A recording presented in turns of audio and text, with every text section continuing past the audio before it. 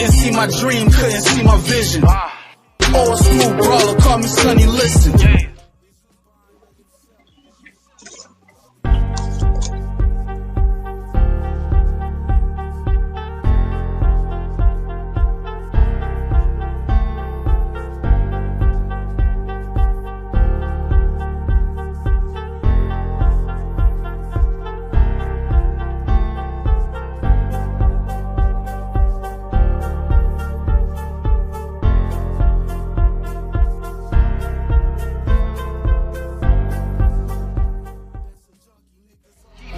Couldn't see my dream, couldn't see my vision.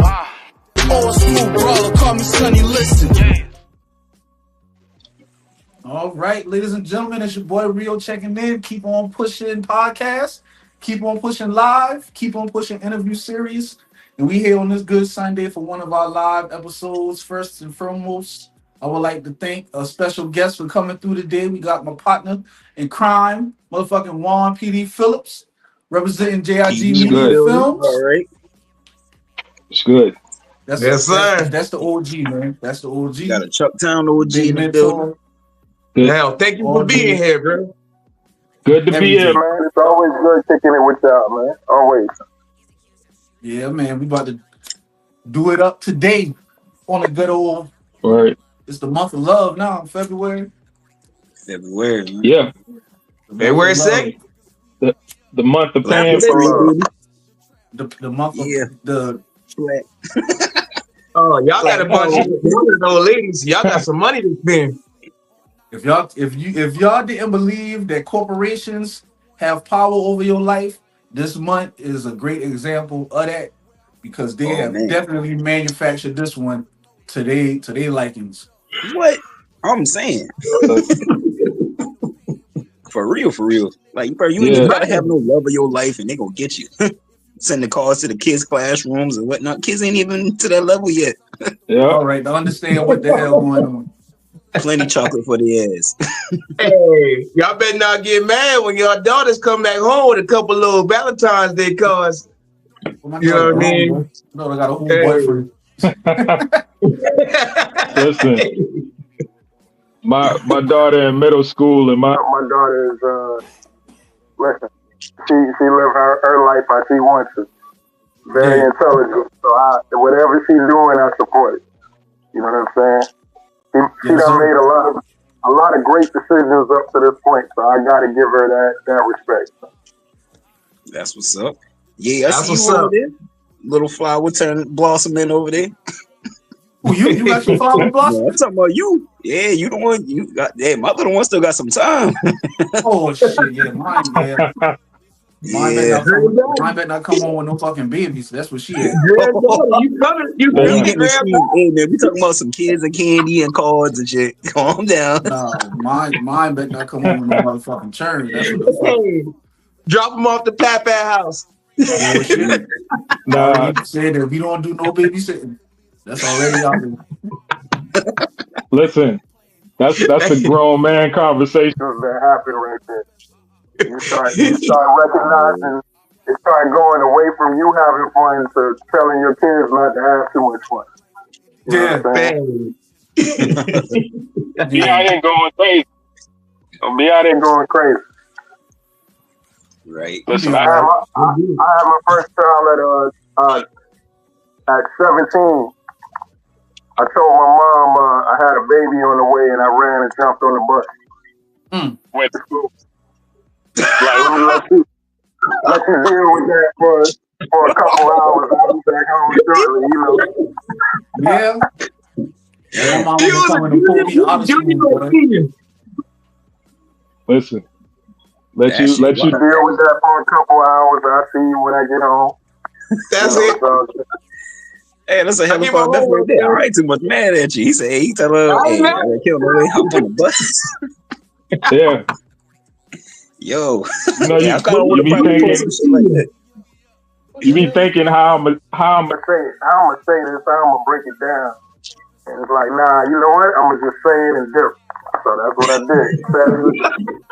That is a very like 17-year-old man decision making type shit. Exactly.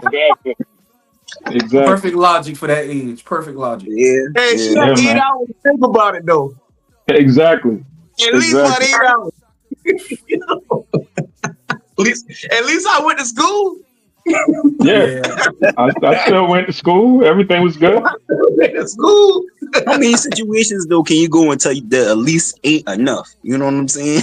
Like what Yeah. situations But happen when you say, "Well, at least I did this," well, at least you know, some situations that at least shit ain't gonna be enough. No. Cause yeah, if you was my son, I would pick you up by first break. Come on, man. I gotta sign you out, man. Let's go talk. No, I say I you mean, that's particularly what I a was you about to heavy. know say.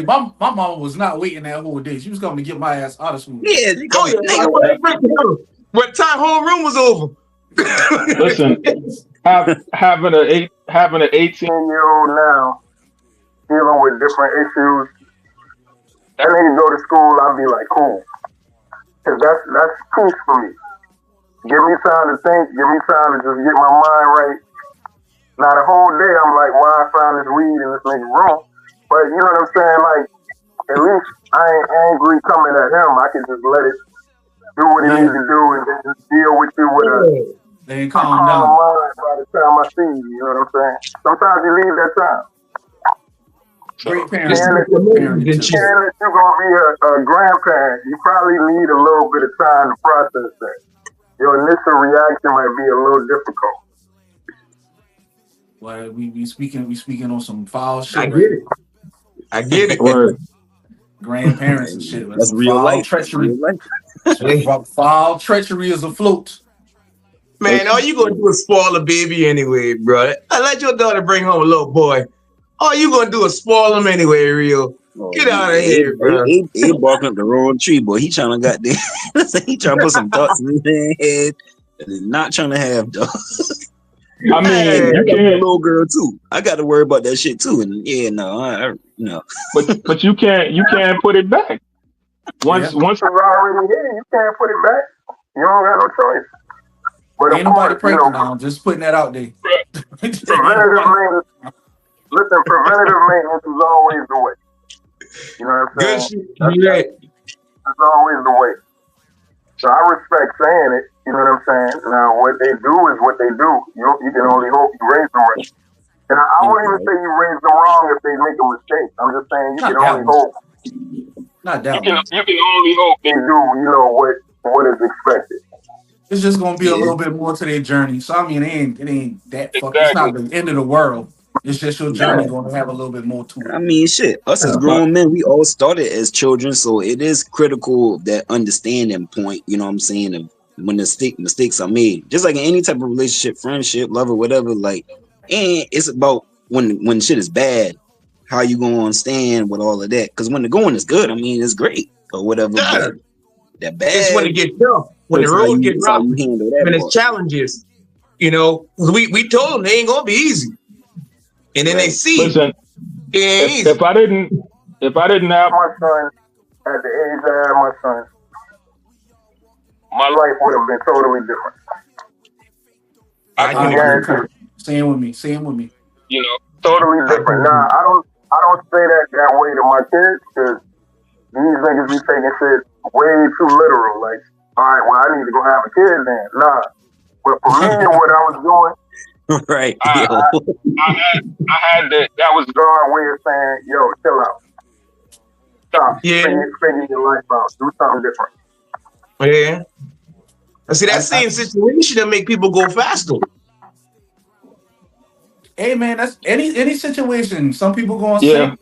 Some Yeah, people gonna rise to the top. You know. So yeah it's all on. The person. Right. you know. agree. All right, Yeah, fellas, let's get into the actual meat and potatoes of the show today. Before we actually talk, I got a little clip for us to watch.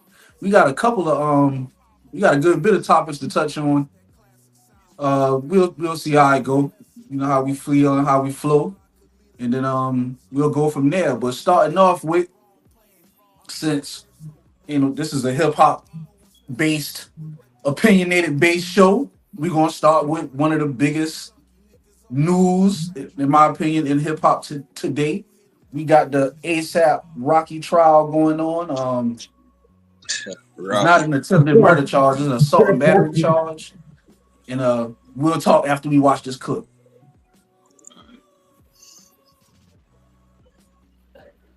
How you feeling about the jury selection today? Our cameras caught ASAP Rocky this morning headed into and leaving an LA court as jury selection began in his felony assault trial. The 36-year-old, who faces 24 years in prison if convicted, has pleaded not guilty, and today he rejected a plea deal offer of 180 days in jail, saying, quote, "I respectfully decline." You concerned about rejecting the plea deal?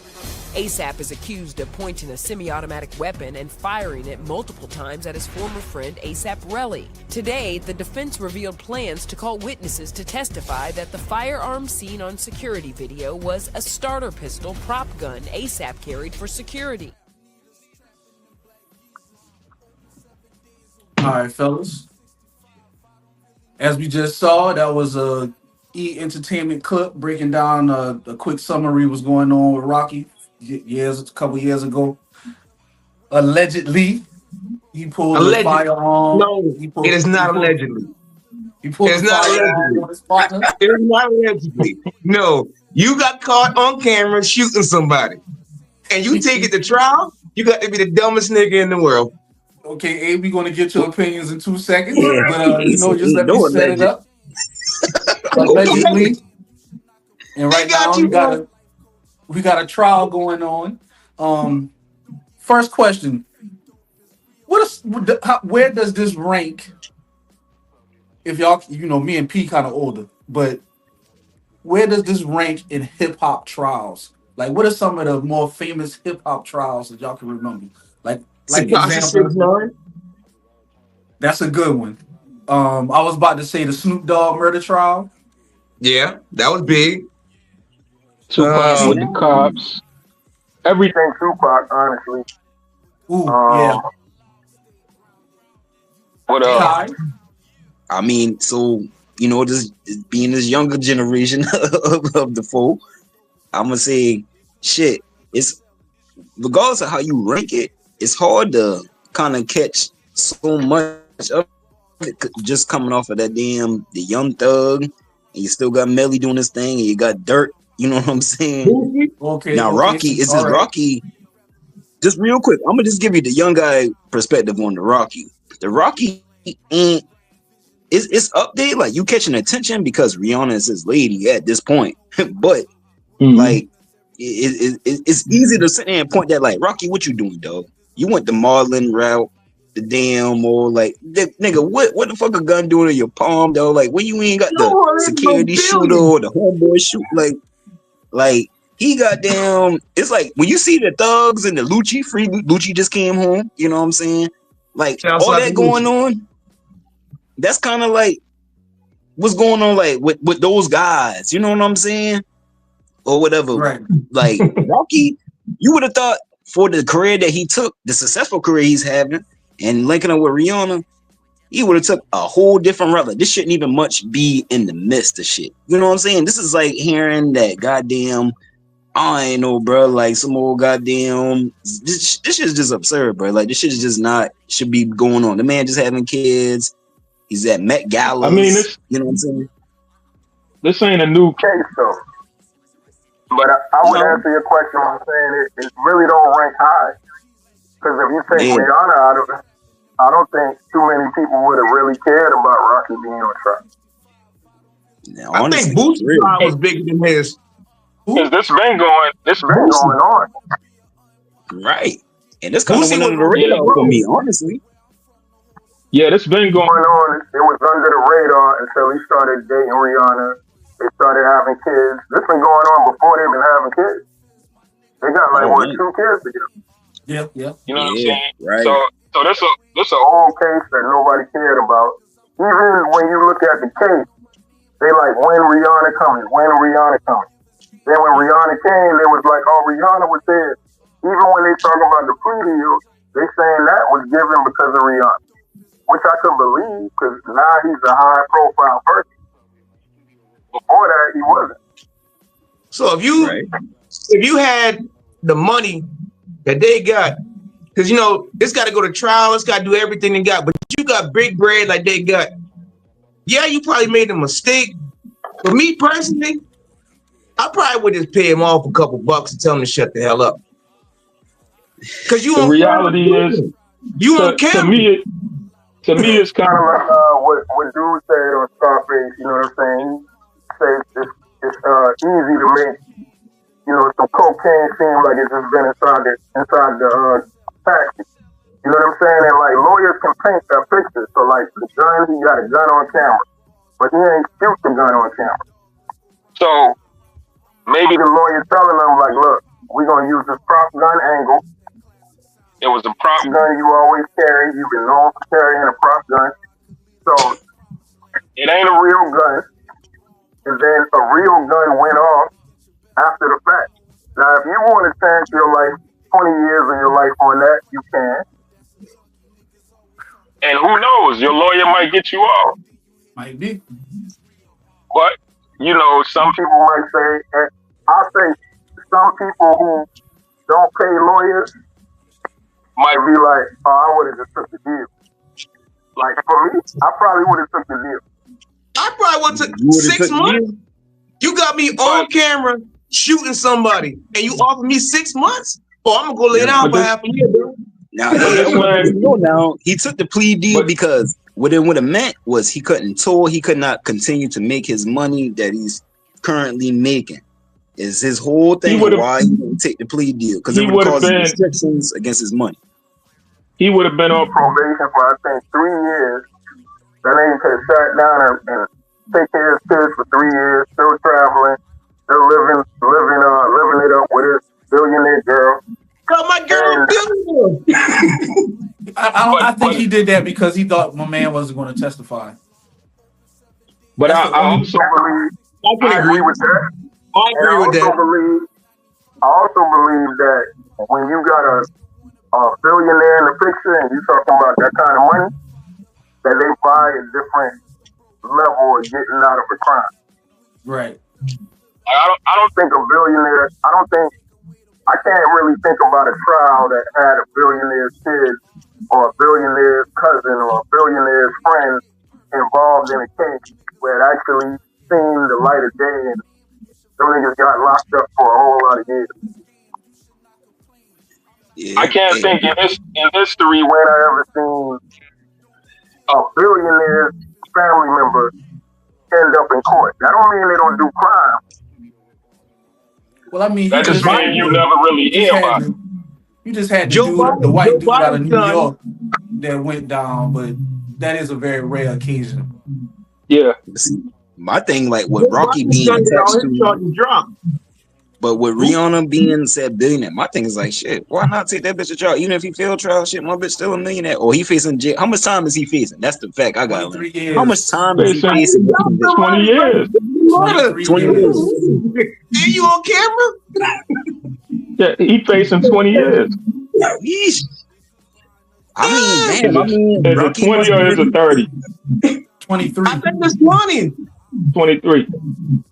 If me and you got to a fight outside the club and I pop you on camera, I'm never getting out.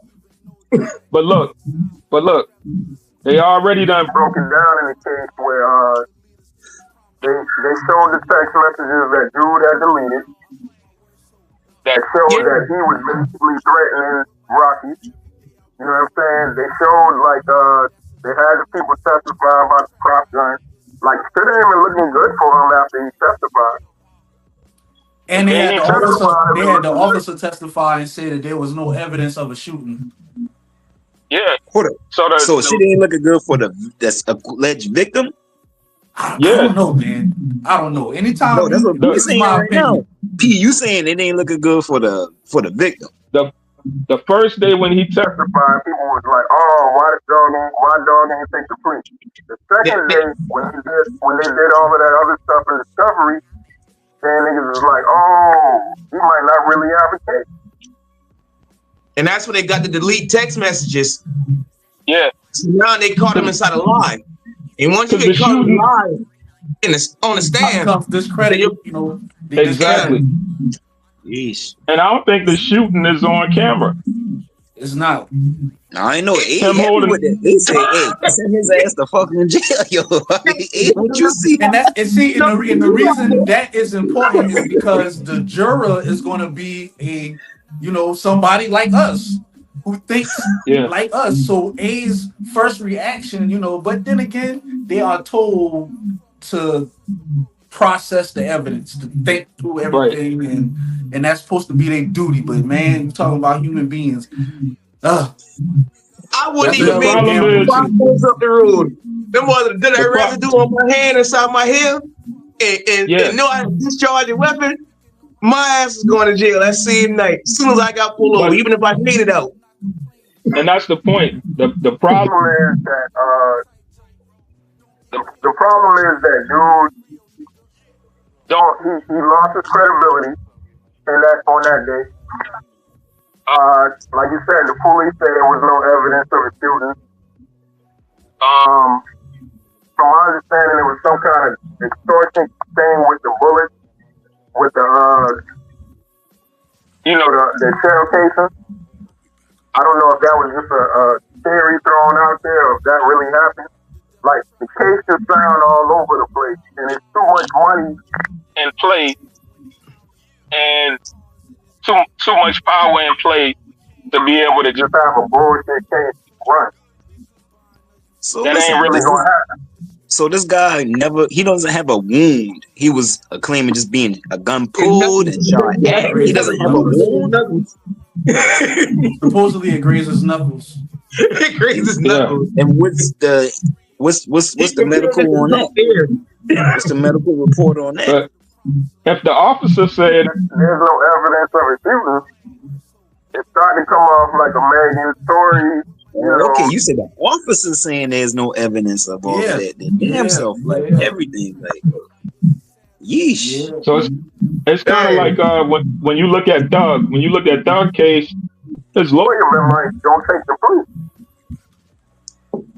His lawyer was telling him not to take the plea because they ain't really have a case. But he took the plea anyway to come home, and now he can't live in Atlanta and all this other shit. So if dude ain't take the plea, it's a reason why he ain't took it. I would hope so. So I don't think his lawyer's just stupid.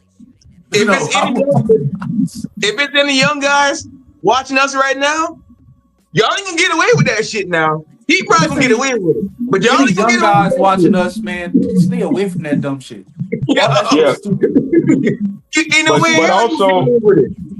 But also talk about the money. You can't just have a good lawyer. You gotta have a good lawyer, and you gotta have the access to power. Yeah. See, that's the problem. Like so more than likely, if you're watching this, unless you're a billionaire, you ain't got a good lawyer and the access to power. You know what I'm saying? That's the difference. So like, they probably know things that they shouldn't know to be able to make the decisions that they make. Yeah, no, I'm with you on that shit right there. For real, I'm with you on that one. Ain't no way he don't got the insight that he would have to say, no, I'm taking this shit to trial. Like, Mr. Big, yo, we taking this shit to trial. Goddamn, a shooting is in the play. Like, what? Yeah, man, because we talking about guns in the play, though. This ain't just some old assault and some old up. Like, that shit serious as hell. Like, I'm sure he had to understand the repercussions if he did take it to trial. So the knowledge had to have been there of, for real, the fact of the matter. Granted, if he knew the instant he was in, but yeah. As soon as they said it was a prop, then I was like, oh, they on some shit. They about to make the gun. That was bullshit. Right there. Who walks around carrying a prop gun? That shit'll get you killed. I ain't gonna lie. When I was young, I had a little BB gun that looked like a real gun. But I also had a real gun. So if anybody ever said, hey, he got a gun, you stop me, that's just a BB gun. Yeah, that's that. If you know type shit. Like, you know what I'm saying? I hate to snitch on myself, but I didn't pull a lick like that before. You just paint that damn little orange little seal in the front black. Shit. Oh look, they ain't even on mine. They ain't even have the orange one. It was all black. all black. The little orange little thing that we paint that, you know, spray paint that thing up there. Shit, give him the comeback about. I don't think that in that situation you would be inclined to pull out a fake gun. Like, I don't think so. For what's going on around you and the people that's around, I don't think in that moment you would be like, okay, this is a good time to use the fake gun. Here go this nigga. I agree. But in the court, when you, like for example, they use my video inside the court. The music video I shot for somebody. Dang. Like it don't matter if you got the little caption that say these are props in the video. The niggas know what a real gun look like opposed to a fake gun. Now, if you can get it off that this was a fake gun, you're gonna get it off. Yeah. Yeah. You can think about what you would do in a real life situation, and yeah, that's very true. But in court, it don't matter about real life. It matters about probable doubt. And once I tell you it's a prop gun, and you like Rihanna, you're gonna be like, yeah, that was a prop gun. That wasn't a real gun. So let's just say he get proven innocent. Going forward, till you keep carrying a prop gun? No. These ain't gonna keep trying you. No, they know you're not even no shooter. Listen, this man got security. Rihanna got security. Their children got security. Why does he even have the gun? Like at that point in time, it wasn't what it was now. Yeah, he was just damn near starving artist. Yeah, I know about the starving artist part, but maybe early on. But we from the country. Before I had to bring a prop gun, let's go in the backyard and squabble up. That's what you would want amongst friends. Ain't he from up north? Them boy don't even handle guns like how we do in the South and stuff like this. So he should have been more inclined to fight first or something like that. That's bring that bullshit over. Now that's the other thing that we ain't pointing on now. That's his homeboy. This ain't just some random person. It's his homeboy, right? But if you watch the video, you'll see. If you watch the video, you'll see he ain't got hands on dude. It's other people got hands on him. Does dude have a weapon though? No, he got the weapon. But dude didn't have a weapon. But my point is that he obviously ain't been there by himself. Right. He's been there with his crew. You know what I'm saying? Now they grabbing the dude and he walking with the gun. Kind of like the boss and the workers. You know what I'm saying? Like the workers gonna grab the dude, the boss gonna come and basically getting it. Okay, yeah. But long story short, from my point of view, if you that mad at me and you my brother and we've been through all this up here together, I mean your first thing ASAP just like mine. Let's go in the back, shoot the ones, squabble. You know, you win, I win. Who cares? We come back, shake hands, go make music. I feel you, man. I ain't even with that shit, dog. I'm not fighting my fucking friend, bro. That's what I'm saying. I damn sure ain't gonna shoot. I'm not doing that shit. Shooting is not even a question. I don't know how to take. I don't know how to hold back in a fight. You know what I'm saying? Like I don't know how to not take it all the way to that level. So how the fuck am I gonna fight my friend? When you shoot the ones, shooting the friendly, that's different. When you shooting the ones, you don't hold that. Man, I'm not Floyd. I'm not one of them sparring niggas. If I'm fighting, it's for my life or some shit. You know what I'm saying? This me against you, bro. Like, what we got going on? What is going on that requires us to have to shoot a fair one? Because when you look at the argument, when you look at what dude said happened, I don't even remember it, but it ain't even been nothing serious. It ain't been nothing that you would shoot somebody on. Right. Like some simple, like jealousy, like nonsense. Like it ain't even been nothing real that I remember. Yeah, man. Nothing to make me I don't want to be misinformed, but I don't remember it being that deep for why Rocky and his homeboy I never heard a reason. I can understand this nigga slap Rihanna. All right, hell yeah, you slap my girl. Oh, that's my wife. That's my big mom. Yeah, I'll be over there. You know, but man to man, friend to friend, y'all boy grew up before y'all even had money. You ain't no gun for that shit, bro. You ain't no gun for none of that. You ain't no real nigga. Not to get too off topic, but was Rocky like incarcerated? Was he ever arrested for this? No. Like that night, was he arrested that night for the shooting? Or was it clean? I don't think so, because this came out a little bit later that he was going to court and shit. So like, right, because you would have had to hear that he going straight to jail for this shit. You know what I'm saying? I didn't hear nothing about. Because me and you would have been straight to jail. They would have caught us on D Road, right there. We left that corner, we would have get caught. Guaranteed. If you ain't got no Ajax inside that car to wash all your stuff off, all that residue would have been on your hair, all in your hands. Like, it ain't hard.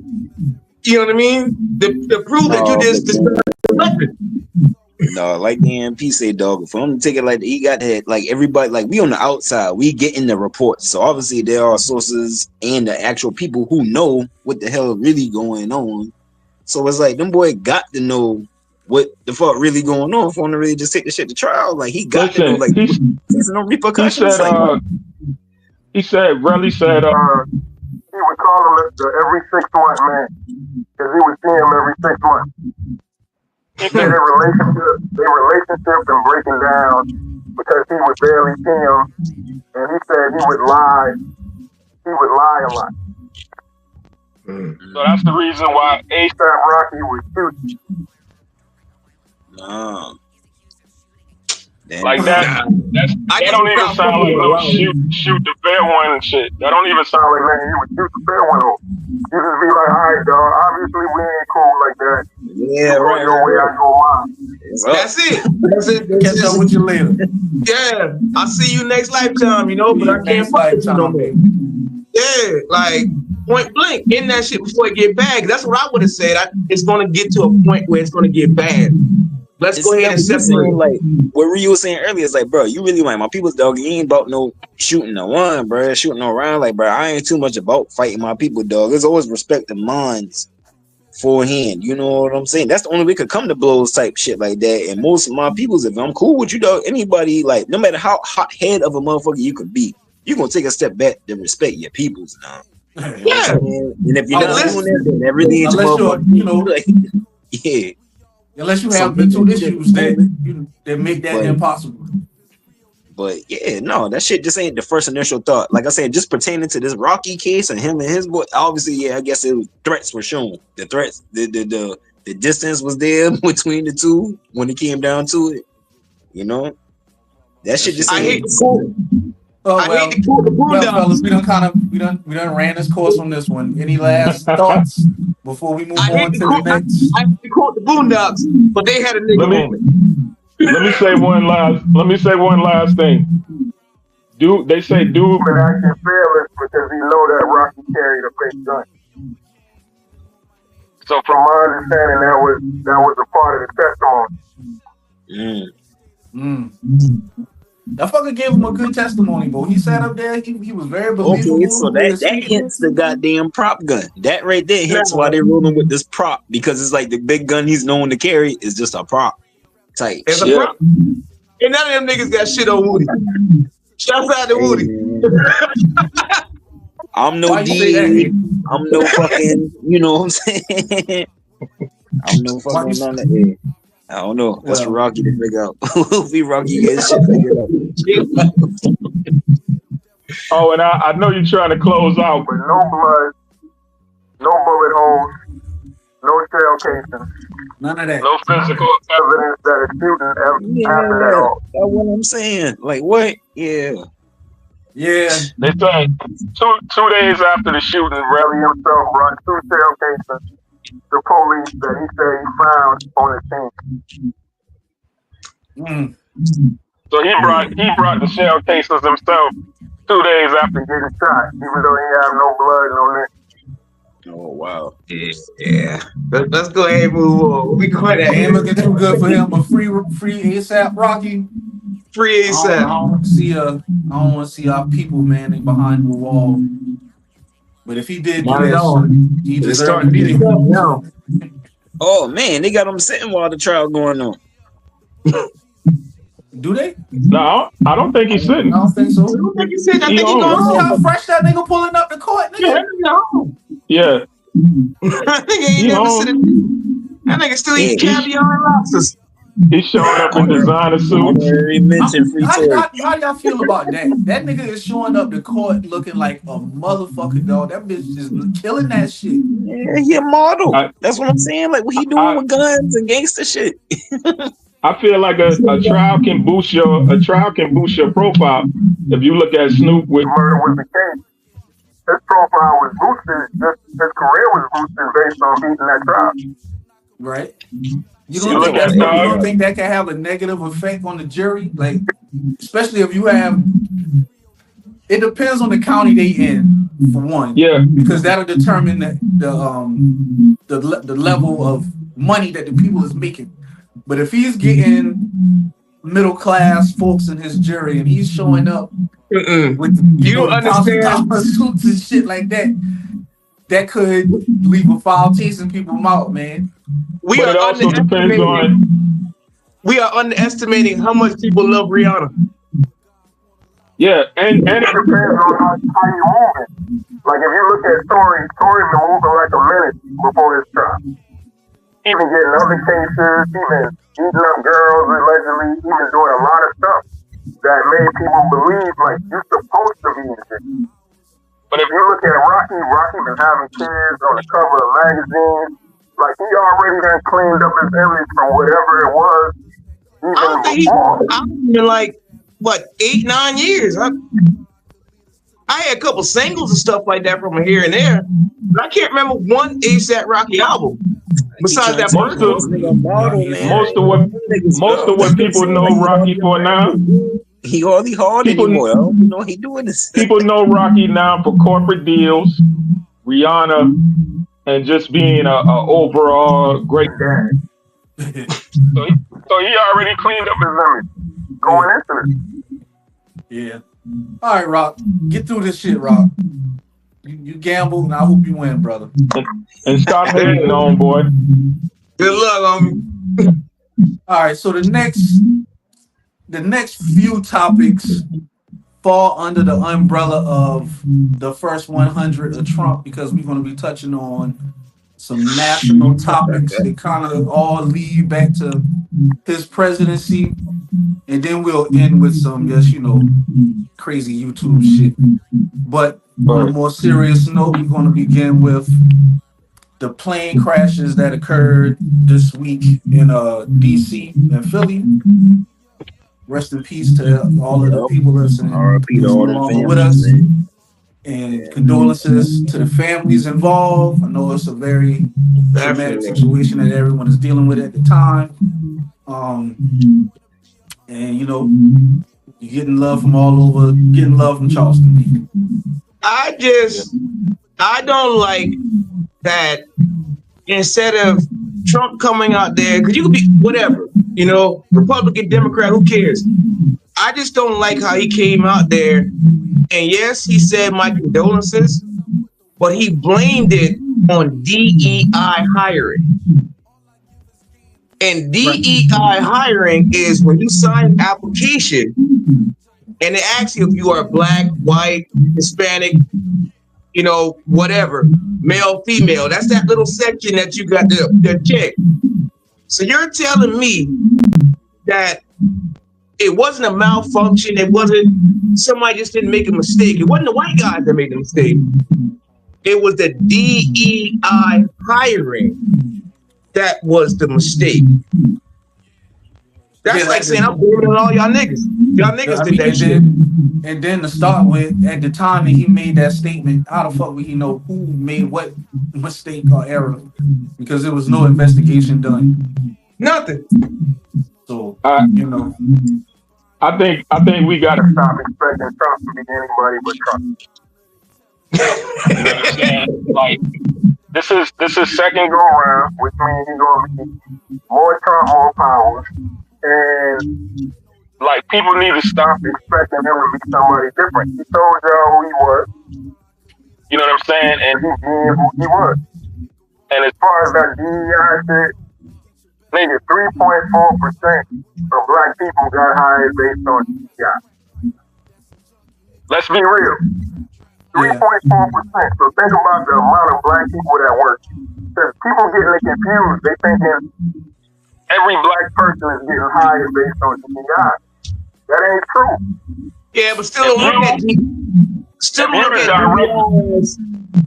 look at DEI as black and white. Look at it as still gay and trans too. But no, you can't do that. You gotta look, you gotta look at it. You gotta look at it realistically. If 60% of DEI hires is women, white women, then you can say when he said DEI hires, he was talking about a white woman. They're white women. We be acting like that shit really about us. That shit ain't about us. We make 3.4% of that shit. So if you're talking about DEI, you're talking about a position where somebody says, all right, we gotta have a certain amount of black people. We gotta have a certain amount of gay people. That is not most people's job. Right. That's not most people's job. That's like the director of such and such. You know what I'm saying? That's not the pilot that's in the military. Because all this happens. Pilots in the military based on DEI. They hire pilots in the military based on the people who come in and decide they want to be a pilot. Right. Now, if they were to make the director of the Air Force, that might be a DEI hire. They put a white woman in the seat because they don't have no white women directors. Or they put a black man in the seat because they don't have no black director. But that's not just, Antoine at Walmart. He ain't a DEI. No, he's not. And that's what people running around acting like that's what that means. So when they get rid of those programs, they're just saying, all they're saying is it's gonna be less white women getting hired just because they white women. That's really all they say.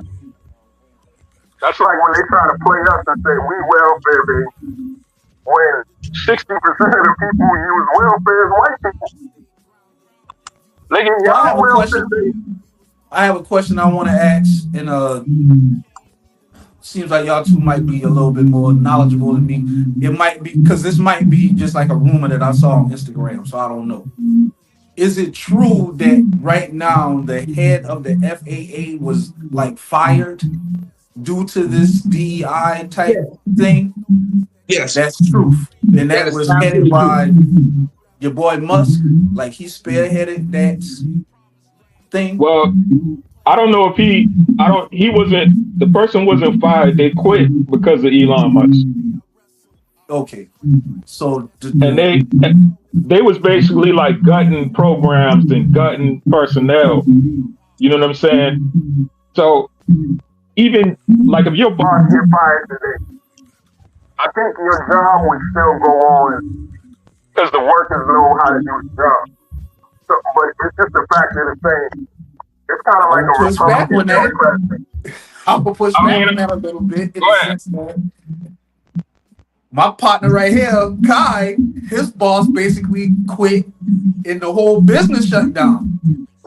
So, right. Now, was that a small business or was that a big organization? Yeah, medium size. Probably a business that was under $400,000 a year. Millions of dollars.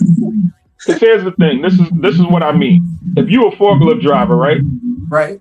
And the business you work at go out of business because the boss closes down. Does that mean when you get on a forklift you're gonna wreck? No. You still know how to drive a forklift. Yes. So if you're a pilot and they get rid of the head of this department in the government, somebody who works in Washington, somebody who ain't your first line supervisor, they're gonna hire or appoint a whole nother person in another week or two. You telling me that you're gonna then start wrecking into airplanes? That was going to be the next question that I was going to bring up. I was going to say, doesn't it seem kind of, it's very coincidental that right in the middle of this upheaval, you have a major air incident, something that hasn't happened in decades. And about a decade. Isn't it kind of? I mean, is that just you want to just strike that up to bad luck? Listen, I live in a world where there are no coincidences. Right. Yeah. Like a Not Tesla. blows up in front of a state building, a Tesla. That seemed normal. It blew up in front of what? Trump? In front of Trump? Yeah, blew that up. You talking about around the time where all the assassination attempts was happening? I think it was after he was elected. In a Tesla, especially a Tesla truck, that's the worst car to blow up because it's so built the right way. You weren't trying to it happening. I'm just trying to get the timeline down. Yeah. Prove the point. I don't remember the exact timeline, whether it was right after the election or during the election. It's pretty. I think he had already won when the Tesla went in front of Trump Towers or whatever. I think he won. But yeah, I'm trying not to just be looking up stuff while we're talking. But I was about to say while you was looking that up, I was just going to keep talking if you wanted to look it up right quick. Let me see real quick. P looked that up. It's just that during this guy Trump, man, he has had a hell of a hero's journey to get to his presidency. You had 2 assassination attempts. Then you had the Tesla truck incident. Like a lot of just violent acts have been happening around this guy. That the first go around, it was just basically a bunch of protesting. People was marching their ass off. With an average person, January 1st. January 1st was the Tesla happened January 1st. He was already elected there. Yeah. Yeah. They were just trying to prove a point. Yeah. And now we look at all this stuff with all these tariffs and stuff like that, like 25% for Canada, 25% for Mexico, and only 10% for China. You make it look like it's all about drugs. It's not about fucking drugs. It's about power. You want fucking power. And even to wake up this morning and for him to say, like, we're going to take control of the Panama Canal. We never was in control of the Panama Canal. What the fuck are you talking about? Dropping his nuts, man. He literally ran on lowering prices, groceries. He ran on that shit. And then he got elected and did the absolute opposite of what he ran on. And I think that's normal, man. Like he told everybody. He said, if I was ever to run for president, I'd run as a Republican because they would just fall in line and basically, like, I'm generalizing what he's saying, but basically, Those are the exact words from Donald Trump. He couldn't run as a Democrat, even though he was always a Democratic donor. Yeah. So he switched to become a Republican, ran as president, won, and then won again. So the first time he won, he did whatever he wanted to. This time he's gonna do the same thing. And the reaction to him this go around has been way more extreme than the first go around. Canada is not scared. Canada's like, okay, it's fuck me, then it's fuck you. I'm talking more domestic than international. I don't even know what the international reaction is going to be. Domestically, this man has you've had assassination attempts on this man's life, and we, in my opinion, we've kind of like swept over that as a country. Like we're not taking that as serious. Like it would have took for him to get killed. So that part right there, right? That's that shit I be sitting there thinking about. So it's like this right here, dog. Like some shit that be like more genuine or whatever. Do you just feel genuine in your heart or whatever? The fact of like that shit being for real or that shit being some planet ass shit. You know what I'm saying? Like I don't try to go so extreme with the mysterious shit. I promise you I don't try to go as extreme with that shit as I did when I was younger. But like, dog, you gotta look at that some type of shit off of what you feel. And me personally, I'm speaking for my goddamn self. It's like, dog, I was just thinking about this shit right here, bro. Right now, like currently as we damn doing this, it's like, yo, with them whole shooting them attempts on his life, they get the like how genuine of an like was that shit for real? For real? You know what I'm saying? Like, no, you can't believe all of this shit. You know what I'm saying? Yeah. I would say I sit on the side to say like a lot of that shit was fake based on the way it happened. But I'm gonna tell you another aspect. The way Trump moving with these assassination attempts and assassinations made me feel like some of that shit was real. that Nigga moving with a vendetta. That nigga put out JFK shit. Yeah. Martin Luther King shit. like what was the other one? I don't remember. Probably Malcolm X. Martin Luther King, JFK. Why wouldn't it be X? It was a third one, but I don't think it was that. But because he putting out everything. I gotta give you niggas something else to talk about besides me doing all this stupid shit. I gotta give you niggas something else to talk about. Because he could do a lot. He could do a lot to keep people talking. But why is it that he's declassifying all these assassinations? These things have been mysteries for years. Why he's declassifying? So I'm just saying that it just adds a different element to my thought process. Look at him. He's getting more paranoid. Man, listen. The way I see it, right there, the way them make that shit look more authentic, dog, is like this right here, dog. For them to have the intel, like they got the fucking like blacklist and shit, the people on stuff, whatever. They can see if a motherfucker coming for them, right? So they can allow a motherfucker to get just in distance to shut some shit down, to draw the lines of authenticity with this shit. You feel me? Like for real, dog, them boy can really do shit like that. Now I'm saying, man, I ain't really just trying. I promise you, I don't be trying to talk on my ass with the conspiracy shit. But dog, like I think that's how they be lining shit up to where you can get facts of the matter, along with the goofy shit they really fucking pull in to paint up to pull a whole narrative of like your real true American hero, bro. They really rolling with this Trump shit. Like I mean, he's the guy who has the ball to beat himself. You know what I'm saying? I'm 100% sure. In order for me to go to Canada, I had to get a new birth certificate and I had to get an enhanced license. I didn't need a passport. If I get the enhanced license, then I go through. You get to that border, they got dogs, they got everything in that world just for you to go cross the damn street and come back.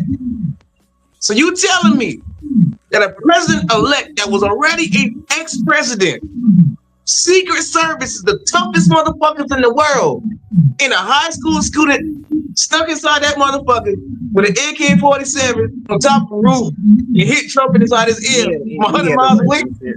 Come on, man. He got that close to be a bad shot. You feel me? He got that close to be just a bad shot, dog. He's not that bad shot. Somebody did get killed. Yeah, but he missed his target. He missed his target. He was a bad shot. But I'm saying, yeah, but somebody it got shouldn't killed. Even been that, bro. It shouldn't even been that, dog. Gun in the club. Them boys should have been at the top of that building. You feel me? Them boy Clarence should have been at the top of that fucking building, dog. I'm gonna say it like this. Two things can be true at the same time. Like Secret Service can be caught. Think about what you just said. You just said Secret Service, no, they gonna let you get close enough. Like, so everybody got this belief of Secret Service, but y'all know police. Y'all know police will fuck up all the time. All the time. So the point is, like, when that situation happens, they found somebody to blame. See what I'm saying? Like, oh well, I can blame the Democrats. I can blame Biden. I asked for more Secret Service.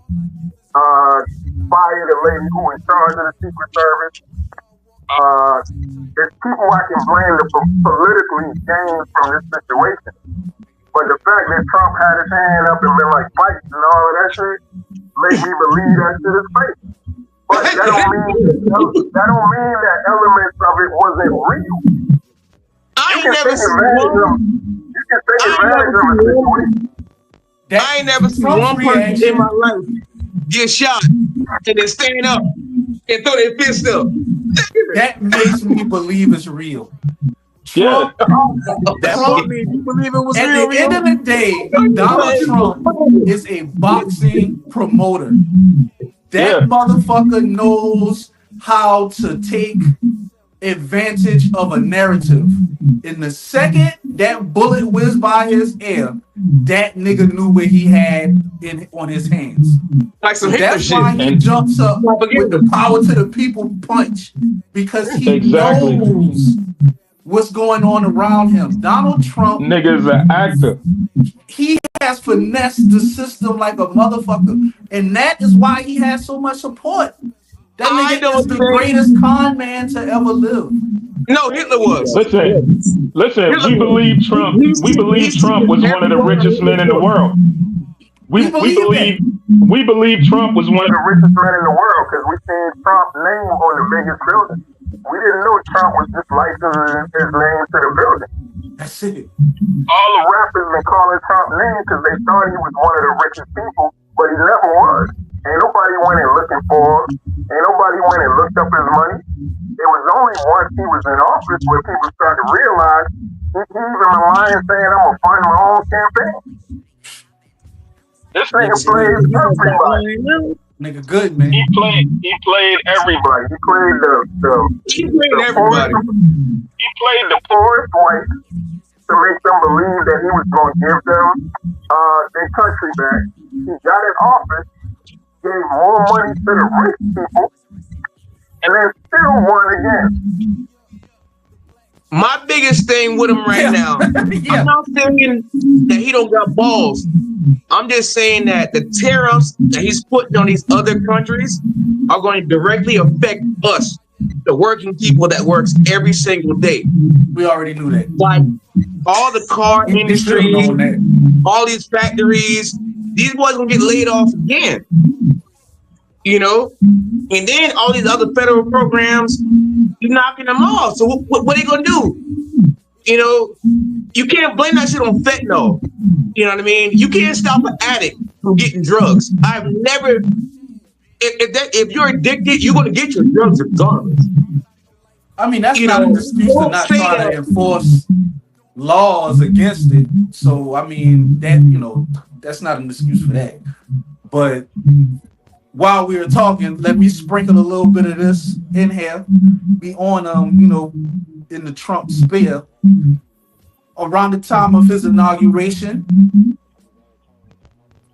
your boy Trump, well, he didn't have it. It was like a crypto gala that was attended by some of our rap friends, so Mr. Ricky Rose, Snoop, Soulja Boy, and Nelly.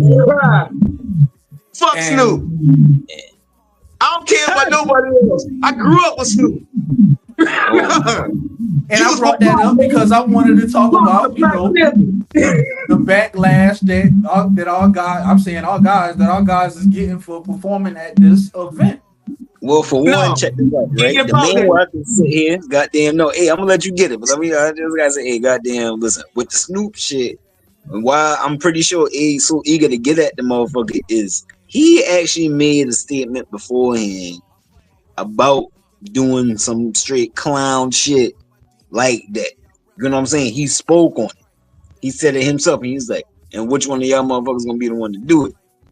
And everything. You know what I'm saying? And like, here he goes. Now, don't get it twisted. Like, I ain't trying to be like contradictory. Even if I myself have the understanding, because I already done even in my damn little 32 coming on 33 years of life, I understand that, man. Some shit you can just truly never say never in some situations. You know what I'm saying? But goddamn, he jumped the gun with a statement. He just got to eat his words on him just making that fucking statement. If he never made that statement, I don't think nobody get on his ass because he done did a lot of shit. You know what I'm saying? He done played like from his acting career and the songs he make, he done been quote unquote sellout, whatever the fuck. You know what I mean? Snoop is Snoop, though. He's damn near like the mascot of America. Nigga just lit the shit in the Olympics, all type of shit. You know what I'm saying? Like Snoop Doggy Dogg, whatever the fuck. But if he don't make them comments that he made prior to doing this shit, he don't face no backlash. But he did that, and he just kind of got to eat his words, dog. Like the nigga. I agree with what you're saying wholeheartedly. The only thing I add to it is if he added context to his change of mind, he would be fine. 4 years, 8 years ago, you made a statement. Because Biden been in for 4 years, Trump was in for 4 years, so that was his first term. So 8 years ago, you made a statement. Right. Come back and tell the people why it's a difference. Tell them that Trump got Harry O out of jail, which was the original death row owner. Tell them that Trump did some shit to you. I mean, look, everybody ain't gonna love you because of it, but add context to why your opinion changed about this person. So drastically. Because I care less about Soulja Boy. Soulja Boy, we been gave that nigga up. You know what I mean? And Rick Ross kind of disappointed me a little bit too, but Rick ain't never made that statement. The Snoop is Snoop. Like, there's only one Snoop. You know? Well, I guess I'm gonna have to be the guy. I don't see they did nothing wrong, and giving explanations for what they did, making themselves seem fucking stupid to me.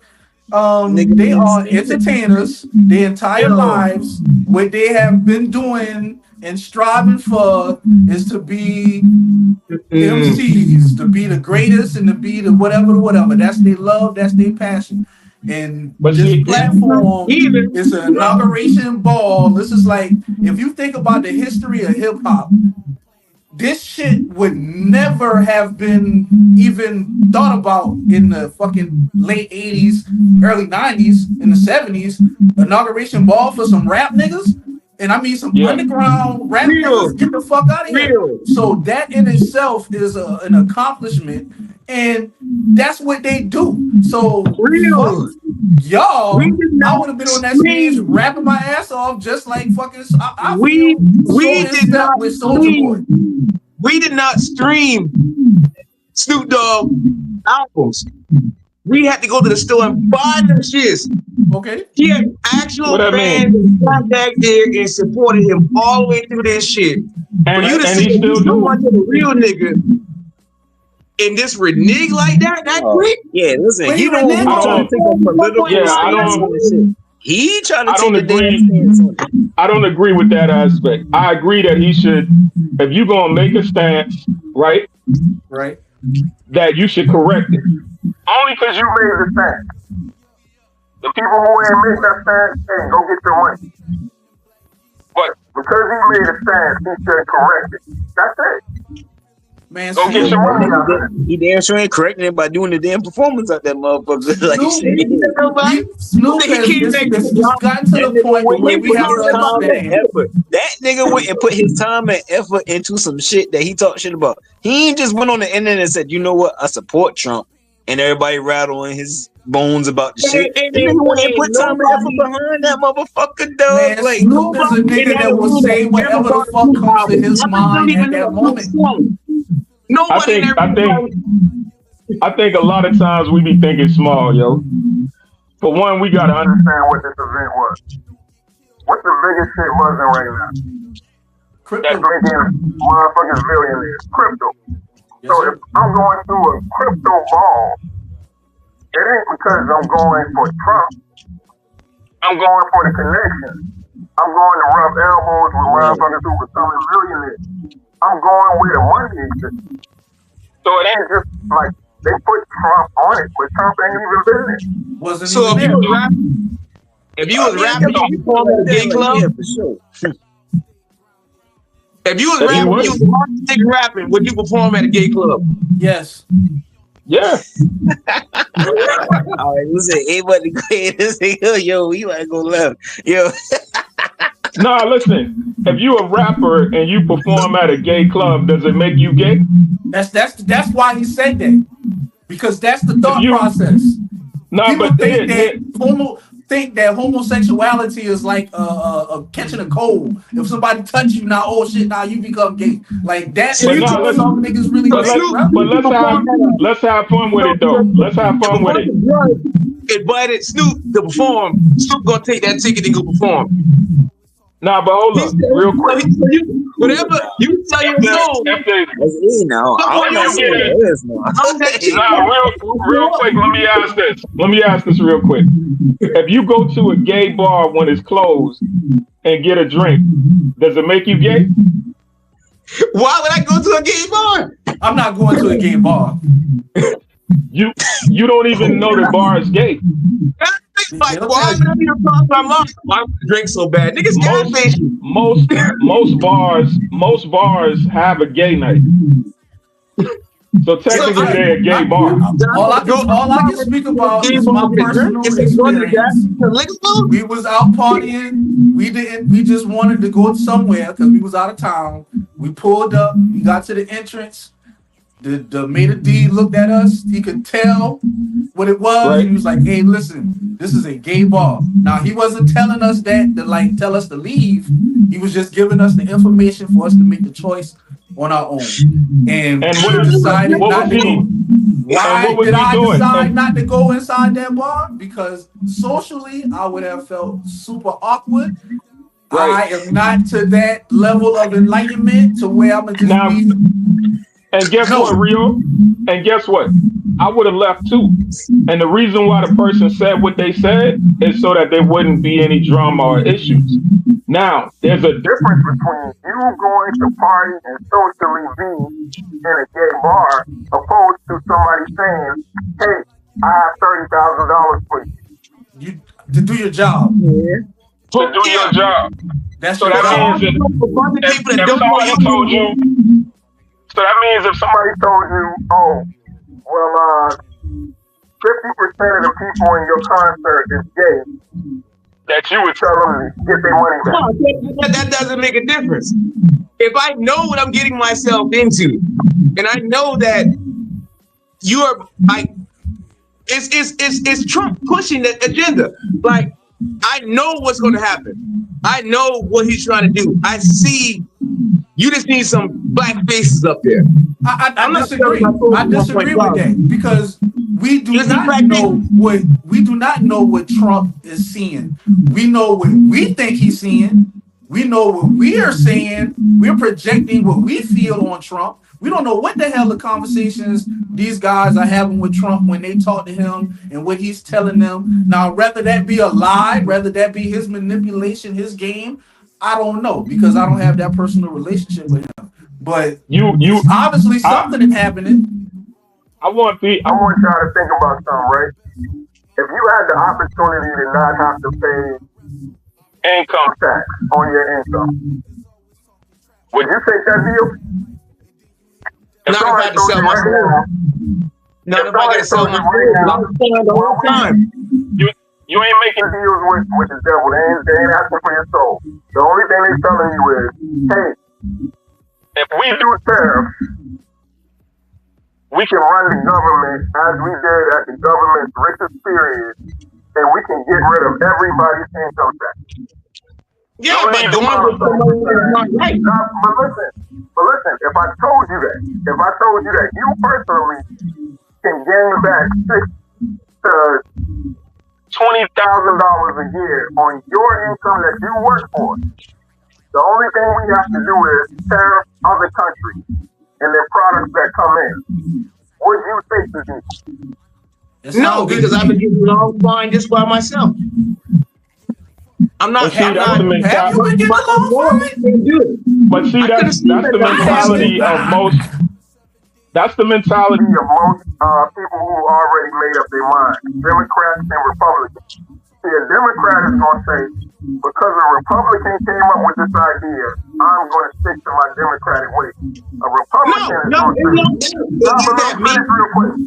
let me finish real quick. A Republican is going to do the same thing. Whereas a person who's undecided is going to listen to ideas. So like you said, I've been getting along paying income tax. Okay, cool. But there's a time when you complain about paying too much tax. I'm now telling you, you don't have to pay a dime in taxes, and you saying, "Hey, I'm used to paying it. I'm cool." Fuck that. I'm good. Fuck that. I'm good. I've been getting along the whole time. I'll figure it out. No, sir. It ain't no way in hell. No. That drive like that. Hell no. That's like being in an abusive relationship, my nigga. This motherfucker knocking you upside your head every day you walk in the door. But you keep going back because you just used to it. Fuck that. At some point in time, you got to change. Your mentality is this, So and your I ain't soul, saying this. I'm not saying it to be. deal with all your morals. Everything you believe in, just because you want to get it wrong. This what I'm telling you. You ain't got to give up nothing. My whole point is this. If a motherfucker came to you and you had a horse buggy and a wagon, and they pulled up on you in a Cadillac and say, look, I got this new shit. You telling me that you're going to say, I got this horse buggy and wagon. I don't need that new. Okay, Pete. I'm gonna add this little part. The first question I was asking you is what I gotta do to get this new shit. That's exactly what I was about to say. That's what I was about to say. I feel that. Everything that's shiny comes with some bullshit now. So that's the reason why I said what I said from the jump. You don't have to sell your. So you don't have to give up anything. You were the regular consumer. You the regular taxpayer. Taxes. Our income taxes is nothing in this country. That's the money that they give away to go fight in this country or to go fight in that country. Before we had income tax, we had tariffs. Right. And we didn't. And in a couple years after that, it was the Great Depression. The reason why we had the issues that we had. The Great Depression. But we're talking about two different things. We just coming out of one of the biggest recessions we ever had, and we had income tax. And in the 80s, you had a great market crash in the 80s as well. Yeah, so your point ain't really making a point. We're talking about mismanagement versus managing things correctly. That's not the conversation. Right. The conversation is if you, as a taxpayer, could get your income tax back, and all that had to happen is higher tariffs, meaning you control what you do with your money. Of course, things are going to be higher, but you got more money. You choose whether or not you buy that high price thing. Yeah, you got more money, but the eggs don't cost $2.99 no more. They cost $8.99. They don't cost $2.99 now. All I did was just change it up a little bit. The value of that dollar just went up. I would have to see the eggs go up to $8.99. Yeah, my reality is that I'm open to conversation. I'm not what you saying is like if I'm selling dope and I go on this block every day to re-up and I spend for last year $600 on dope, and all of a sudden somebody else take over the block and I gotta pay $900 on dope, best believe I'm charging the fuck out of my customers now. Ain't gonna be no 20s, they're gonna be 30s and 40s because I gotta make my money back. Where else it come from? I wish I could. I wish I could. Don't feel in some way, shape, or form, but I can't really compare it on that level. The only thing I can say is if you was getting it on consignment and you had to pay a certain amount, opposed to now you getting the pack yourself. It's yours. The profit is all yours. There's a difference there.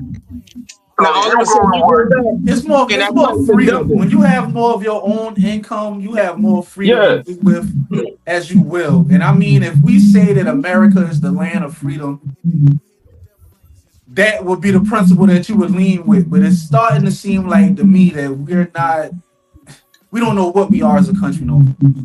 I don't think so. We don't have an identity. The reality is people trying to like on face value, you would see a Trump as coming in saying, look, I should be able to buy this property and that property be mine from the time I bought it until I sell it. See, that's how it is every other country though. Every other country. There's a country that don't come in and saying, oh, you didn't pay your taxes. You got to pay me every year for this property that you already paid for. You got to pay me every year for this money that you already paid me taxes on in your account. You got to pay me for this income that you're making. And then when you go to the store, you got to pay me again for sales tax. And that's You after have to keep paying. That's not net pay. So my point is, if somebody was saying, I have a way that you can get rid of a lot of these taxes that I'm taxing you, but making you pay more. Where we at. It's not about making you pay more, because if you was to really think about it, the amount of money you losing, like, I don't know how much you pay in tax. Let's say you pay 10 grand. Let's say you pay 10 grand in tax. You mean to tell me they're gonna raise the product up $10,000 a year for you? This doesn't make. I'm paying taxes after you tax my check. That's not net pay. That's gross pay. You tax my check, so I get less of what after you done tax me. Then I go to the store to buy groceries, and you gonna tax me there too? But that's what he's saying. He's going to cut all that out. He's going to cancel that. That's the point. That's the point. Yeah. You're going to have all, when you go to your job, what the fuck you work for, that's what you're going to bring home. That gross pay, make it work. That gross pay is your pay. By making it go higher? Nah, you're not thinking about it. You're thinking about it the wrong way. You're thinking about a product going from $4 to $8. You're not thinking about. But you're not thinking about your income increasing. Yeah, like your net pay is you can absorb that cost. You can afford it. But it doesn't matter if everybody else is raising prices. All right. You know what? I like what you're saying. This is the welfare. This is the welfare Section 8 mentality. The welfare Section 8 mentality is, I'm not going to leave here paying $38 rent, getting $1,000 in food stamps, because then I got to pay $600 rent instead of $38 rent. But the reality is, the reason why you have to pay $600 rent is because now you make $3,000. Yeah. Before you didn't make no money. You were so poor that they gave you $1,000 in food stamps. So you sitting there with $1,000 in food stamps, selling off $400 and thinking what could be better than this. Well, let me tell you, actually making $4,000 is better than you being so poor that they got to give you $1,000. It's one that's better, even though the cost went up. The cost of your rent went up, but now you're not, and this what Rio was talking about with freedom. Now instead of you having to live where they tell you, you have the freedom to live where you want to. Now instead of you not being able to afford to go or live or travel or do anything that you want to do, now you can afford to do more. But their prices aren't going to drop. They're just going to get higher. But who can afford it? All this extra shit. If we're not taxing it, we're not doing. Who pays it? Where's it come from? You tell me them white fast You're not paying it now. You think that the money that you pay in taxes is really going to the shit that they say is going to? That part, right? Now we gotta bring it back to earth a little bit, because you gotta know, you got to know boy doing all the right thing with that shit, and that's just the real thing. When you come to understand that the Federal Reserve isn't a federal place, isn't a part of the government. So they credit you. Oh, listen, boy, don't get me started on the Federal Reserve. When you come to understand that, and you come to understand where all your money is going, then you won't ask the question of who's going to pay what. Your income tax pays nothing in regards to government. If you notice, we always paying taxes for them to fix the road, but you've been hitting the same hole in the road since you were little. That shit did. So when you say, what are we paying and who's going to pay it, the same thing that they're paying. But if I make you feel like because you're black, or because you're poor, or because you're rich, or because you're white, or because you're gay, if I make you believe that and distract you in every way possible from what's important, you'll start to believe those things are important. I'm with you. But it's people living with LLCs who don't pay taxes. Trump told you in his first term that he don't pay taxes. Just wait. You got to know the game. It's a game. And people was mad at Trump, like, why you don't pay taxes? Because you And figured Trump shit said, out. this is the system. If you learn the system, you won't pay taxes. Like a church. What they're saying is, even knowing the system, I'll still pay the taxes because I used to pay the taxes. I've gotten used to paying. No, you wouldn't. You don't know no better. No, that's not what I'm saying. What I'm saying is raising. The money got to come from somewhere. The money got to come from somewhere. That's why I started this conversation saying tariffs. It's going to come from us. But if you recognize what me and you saying, right, it goes together. Like, if you think about it, the only thing I said to you was, and I don't know this to be true, but I heard them talking about it. If I put more tariffs on the products coming into the country and raise the tariffs on the products coming in, I can get rid of the income tax, which gives everybody in the world who works a tax break and more of their money, right? So we just got to spend more. So basically, what you're saying is spending, bringing in, making shit cost more, making people spend more is going to make us spend less later? No, what I'm saying is you having more of your money and more of the freedom to decide where your money goes. Like, instead of you spending $6,000 a year to fix a road that never gets fixed, that'll be $6,000 in your bank account. And there's another part of business that we missing right now. Yeah, it's called competition. Competition. So maybe in this market, you're not going to be the business that raises your price to $9 and outprice yourself out the market. The people are only going to spend what they're going to spend for a particular product, no matter what the fuck you as the producer is paying to make it. A nickel bag of weed is a nickel bag of weed. I don't give a fuck what you go through to get. Hell no, not if I got to pay $20 so for an ounce. at some point, the price is going to be what the price is. So I think you're kind of overstating this. It's going to go from $4 to $9 shit because no, it's not. I'm only going to spend about $4 to $5 for a banana, regardless of what the fuck. Or I'm going to stop eating bananas. Yeah. I'm going to find a substitution for the banana.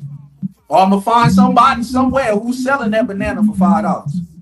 Yeah, there's nobody that's working and saying, I want less of my money. I think if I gave the government a little bit more of my money, like when you do your tax return, the people ask you, hey, do you want to donate some money to the government? You ain't never say, yes, give them $500 of my return. There's nobody that says, take more of my money. Even though you can write that off of your taxes as charity, but go ahead. And it's people moving from New York, where they got high taxes, to Texas, where they don't have state tax at all. In Florida. Moving their whole business.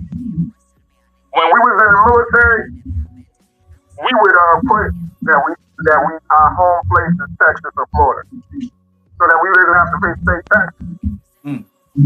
Like, I mean, if we think about it locally, not to cut you off, Pete, we think about it locally, the Charleston area has been experiencing a growth. That is because the government around here gives tax breaks to the businesses that come here. So it's like we are attracting these companies because we're giving them what the fuck they want. And Nikki Haley sold a big chunk of the city to Boeing. You started off last year, you started off this year, you got to pay more to import goods. A lot of people gonna get laid off this year, and y'all can't tell me that they're not. A lot of people gonna get laid off regardless. These people, the people gonna get laid off. But it's people it's places that's gonna lay off a lot of people, and then they're gonna realize they can't work without them. So they gonna take the law. So the companies are going to have to. They're gonna have to take a loss. You do know that.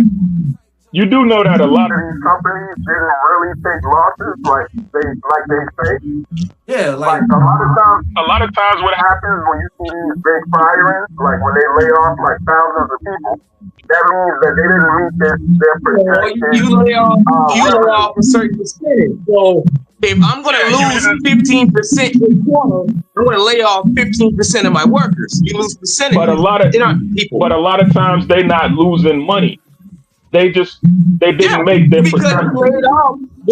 What you like? They're not going to say let's keep them because they're good people. I'll pay the 15%. No, they're going to say bye bye.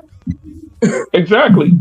And the reality, and I'm gonna say this to anybody who might be listening: if you ain't realized by now that this ain't your granddaddy's America, that you're not going to work on a job for 30 years, 40 years, and then retire and live off a pension. If you ain't realized that by now to start creating your own shit, please realize it in this moment. Yes, sir. You have no choice but to create something for you and your family. There's multiple ways to make money for you and your family. So you basically saying fuck 401k? No. I mean, shit. That's no. I mean, no. Not necessarily, but you got to think about the rules in the draw. You have to be on top. You have to be on top of all of it. You have to cover all your bases, and you have to be prepared for life after work. You have to be prepared for your death. Hey, in your case, asking about the 401k. Check this out, right? Like, if you have a good situation, you know what I'm saying, going on that you trust in the longevity, that is now becoming something special and something that's like a dear friend you hold on to type shit. But in the norm, like the regular formula nowadays, you probably shouldn't bank it. Like the new generation coming up shouldn't bank just sticking with an employer, being the best worker, being moving up and whatever, and thinking that they could just end with that type of shit due to how the economy, like just how this shit is now. Like you more or less better. I would almost say what you saying. If you got a good situation, you more liable to sit in it and sit back and feel like, oh man, I'm good. You're never good. Right. It's only when them people say, you know what, hey, somebody said you touched them, or somebody said you rented a truck, or we getting rid of this position.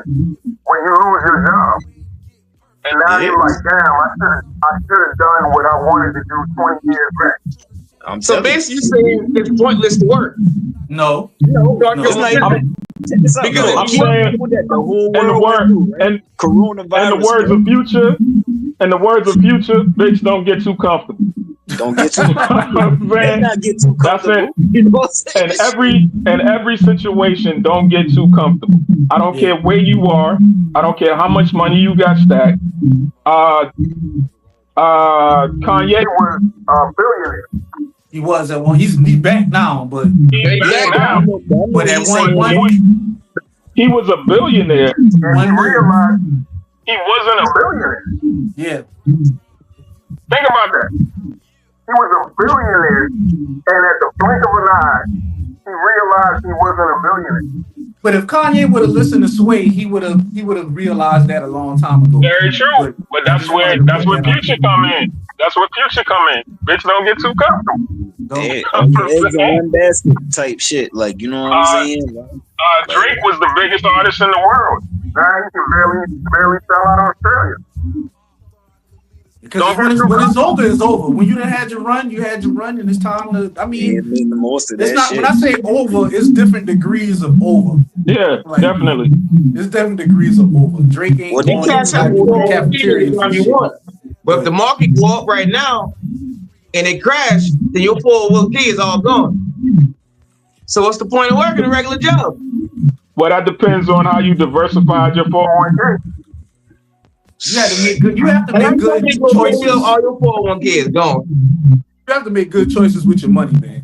Yeah, pretty much. Or I mean, hey, I guess in your case, just really follow where the company going at. You know what I'm saying? Like you just gotta really follow, know when you know what I'm saying. You might need to damn switch it off. You doing all that shit now? You know what I'm saying? You gotta be the company. You gotta be the company. Your household gotta be the company. Your family gotta be the company.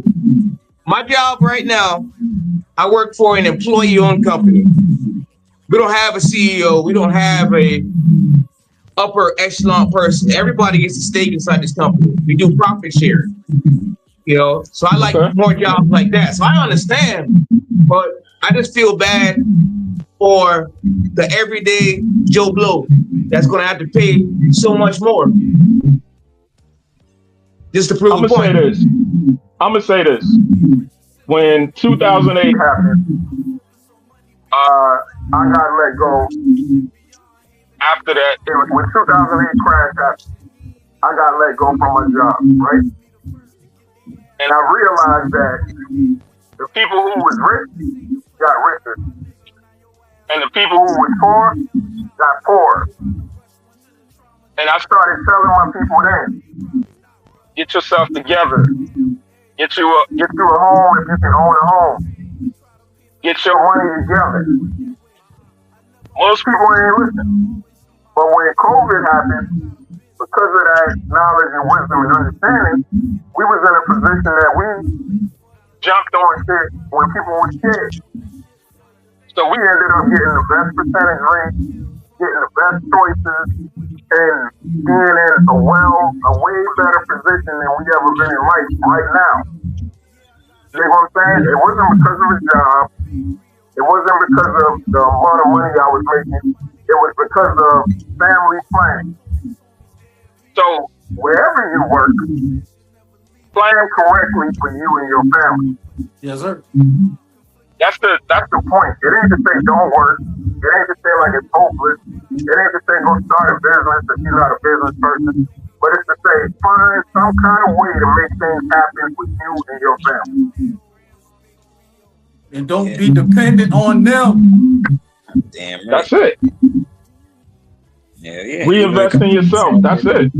Yeah, have that trade that can carry on no matter what the company or whether you started for yourself. Like, you know what I'm saying? Yeah. Say, yo. Listen, but we won't live the life. We say invest in yourself, but most people who post up invest in yourself, they ain't never invest nothing in themselves. And you know the difference. You know the difference between a person investing in themselves because you see progress.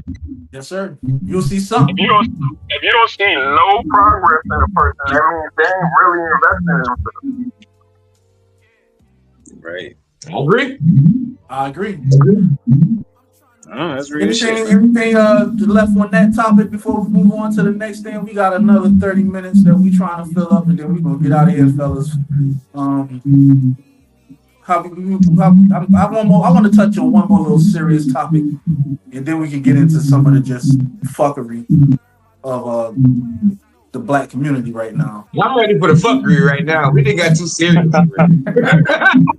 That's niggas' problem right there. Niggas' problem right now. Ready for the fuckery.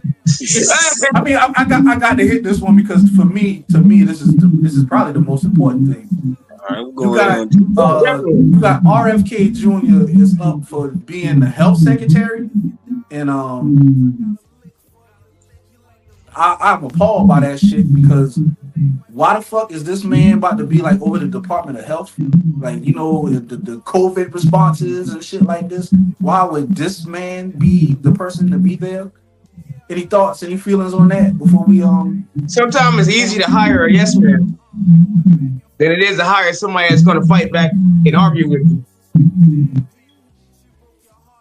Easier. So you saying it's easier to pull strings? Or you gonna try to pull some strings with bro? Like it's like hey, he can do everything he wants to because he's a yes man. So yes, Donald. Yes, I'll do that. Yes, Donald. Wouldn't you want an actual doctor to be like in that position to have that job? You would want to. You would want to, bro. No, yeah, I got to know. When you're a yes man, you should control the narrative. Say this. Say that. No, I'm saying you wouldn't deem him an actual doctor. RFK Jr., Robert Kennedy Jr. is not a doctor. He's not a doctor. I mean, does he not have that? Don't you need the credentials to do that? Say that again. So you don't need the credentials to carry out that position. It seems like we don't. No, you don't. It's just it's an appointed position, so it's really just about who he chooses. But I mean, once again, that's Trump being Trump. If you're loyal to me, I'll put you in a position. You know, so I mean, What's Elon's qualifications? None. You know, he gave him $250 million. You know, so the reality is, you know, hey, he got voted in. What exactly is the track record? You know, like what's his track record? Like, is he like more of a Samaritan? Like, you know, he goddamn be doing shit. Conspiracy theorist, man. That Playing soccer all his life. They want to play baseball now. He ain't never played a sport before. He's a yes man. He said black people. He said black people should get vaccinated less because they're stronger than white people. Yeah, our immune systems are stronger than white people. So when you, I know, based on pride in nature, black people might be like, yeah, we are stronger, but the connotations is what the medical system already does. I don't have to give your wife or your woman an epidural when she's pregnant because I'm just strong. I don't have to give you the stronger medicine that's going to help you get through your pain during the surgery because it's strong. You know what I'm saying? So you can handle it, nigga. Yeah. So that's just an example of who he is. You know what I'm saying? And how unqualified. That's the one that stuck out to me. Like what? Who the fuck up? Yo. And I listen. You know, I'm a person that listens to Joe Rogan. So I saw his interview with Joe Rogan, and just listening to that dude is like, man, this motherfucker is crazy as a bitch. He's about to have one of the. To me, that's the health. You talking about you're gonna be directing what happens with our hospitals and shit like that? Like, you got to be fucking kidding me. We already bad off, and now you put this guy in. Shit, boy, goddamn. Okay, that seems not good. That seems to be the sentiment on everything, on all of these appointees. You know what I'm saying? But when you put the most unqualified person in the top seat, I mean, listen, George Bush was dumb, but George Bush's dad was right there to say, hey, get these people, they're going to be good for you. Trump. Yeah. I mean, it's Trump. Trump, man. It's Trump. So, you know, you're on top personnel, like off of personality and shit. You know what we about to have as a country, and if Kai is going to be, you're going to be able to identify with this too. We are about to go in our Dan Snyder area as America. Yeah, that would seem like, isn't it? The person that's running this shit is so inept at his job that it just makes everybody else's job worse. They feel bad about coming to work. Nobody's really happy about what the hell he got going on. He's trying to get a bunch of yes men in. Like, he's going to walk Dan Snyder for you. Everything gonna be a steal. Everything gonna be a steal. But you know what? In his last the last time he was president, the things he was bad at, he was really bad at, right? But the common sense things that he was decent at, he actually made like if he said he was gonna do it, if he was rich, you love that nigga for what he said he was gonna do and him actually do it. You know what I'm saying? So the reality is, like, even when you look at little people, like Kodak Black love him because he got him out of jail. Wayne love him because he got him out of jail. So the reality is, political power comes with understanding that you get something for something. You don't get to just sit there and be like, this person is terrible and expect to get something from them. I think Killer Mike said it when he was with Governor Kemp, when Stacey Abrams lost. And people said, well, why are you meeting with Kemp? And he said, look, this man going to be the governor of my state. Yeah. I can't sit here and pretend for 4 or 6 years that he don't exist. If I want something for my community, I gotta speak to him. And I think that's where we at. Yeah, but you don't bully people into that. It's called diplomatic. I mean, we can diplomacy. You know, you But don't you gotta. say if But you don't do that's what I'm this, I'm gonna saying. do that. That's bullying. Diplomacy But that's is what man I'm to man. saying. You sit down and If talk. you look at Trump is very reactive. If you tell Trump, if you say Trump, I feel like you're the greatest, dog. Trump be like, oh man, thank you so much. You know what I'm saying? Let's sit down and have a chat. and you say Trump, you terrible. Then Trump say, you know what? Get him out of here. Get his ass out of here. His ass out Now, here. now I want you to flip that on yourself. A person walk in the room and be like, I don't fuck with you.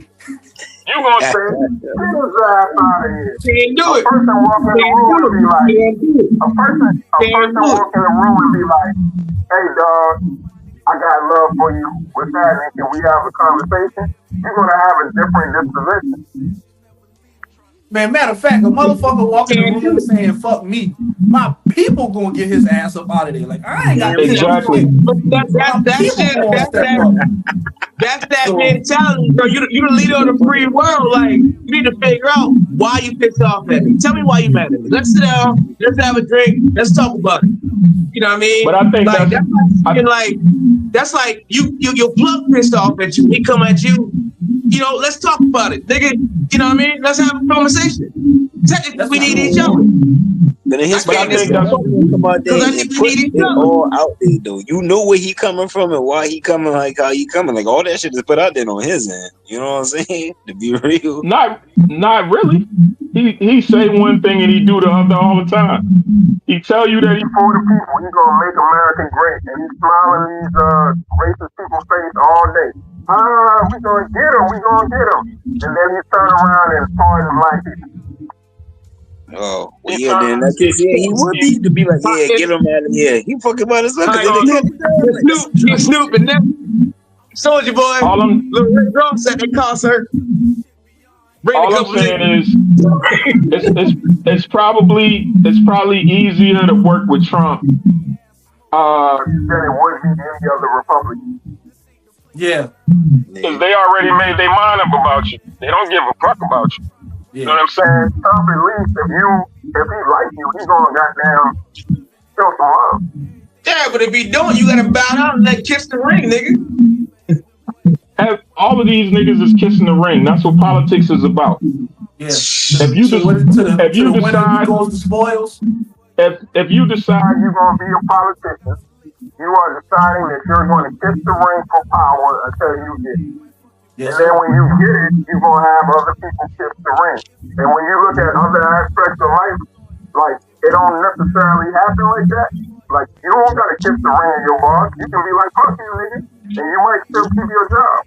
Or you might lose your job and have to go to another one. But in politics, it's about one hand washing the other. And I think if we recognize that and don't take it so personal, I think that something can come up. And there's also a thing called leverage. Like when you're going into a relationship or a deal, you got to have some type of leverage to dictate the terms that you want to dictate. You talking about leverage? That's diplomacy. That's talking. This nigga is like, yo, either you do what I say, or I'm gonna raise the price. He can do that. He has the leverage to do that. He's the president. That's what I'm saying. That's the whole thing about him and these terrorists right now, bro. Is he using the leverage of like, ain't even so much about the terrorists. I mean, but the tariffs. It's just them damn getting the illegals to fuck on and shit like that. Cause he gonna use all that shit. Talking about them boy the one bringing in drugs and fentanyl, all that fucking damn shit. Hitler did the same thing with the Jews. They blame the Jews about how he making shit safer. He talking about how he making shit safer with that shit while taxing our ass. If you can find something he did that was illegal, or tell me something he did that hurt you other than taking your illegal girlfriend, man, like, I don't know. I don't see it. Hey, you made a good point. It's sad for me to say it. Was born in the United States, but her, if my girlfriend was born in the United States and her mom and dad are illegal, she gonna get deported too. Listen, They all going together. I understand the logic, right? I understand the logic, right? But here's the thing. And here's the thing that I think black people don't think about a lot. We are very compassionate people. Yes. But let's say a motherfucker told you that if this pregnant lady had a baby at your house, you had to take care of the baby. No. Would you do it? Nope. Hey, we all thought that nigga been tripping when he said that just now. We all thought that. What? But see, we don't want to think about things on. Go ahead, though. Go ahead. We don't want to think about. I'm just saying we don't want to think about things on that level. Hell no. See, them niggas want to come in the country. They want to look down on black people. Yes, they do. And they want to say we ain't shit. Yep. But they still take our money. Yes, they do. They post up in our neighborhoods. And when we dealing with issues, they don't give a fuck about it. But that's the law. They don't protest. But that's the law. That's human nature. If tomorrow South Carolina legalized weed, and I got locked up for 3 pounds of dope, or get 3 pounds of weed, I'm still gonna have to take that charge. What is you talking? I don't understand what that. It was the law. If 2 illegals have a baby, that baby is going to be an American. Just like if I got locked up for a whole 3 pounds of damn weed, that's the law. Just because that motherfucker changed just that fast doesn't mean that they're gonna just let me out of prison. But I think what you're doing, is misinterpreting, because they changing the law from this point on. So that means that everybody in the law has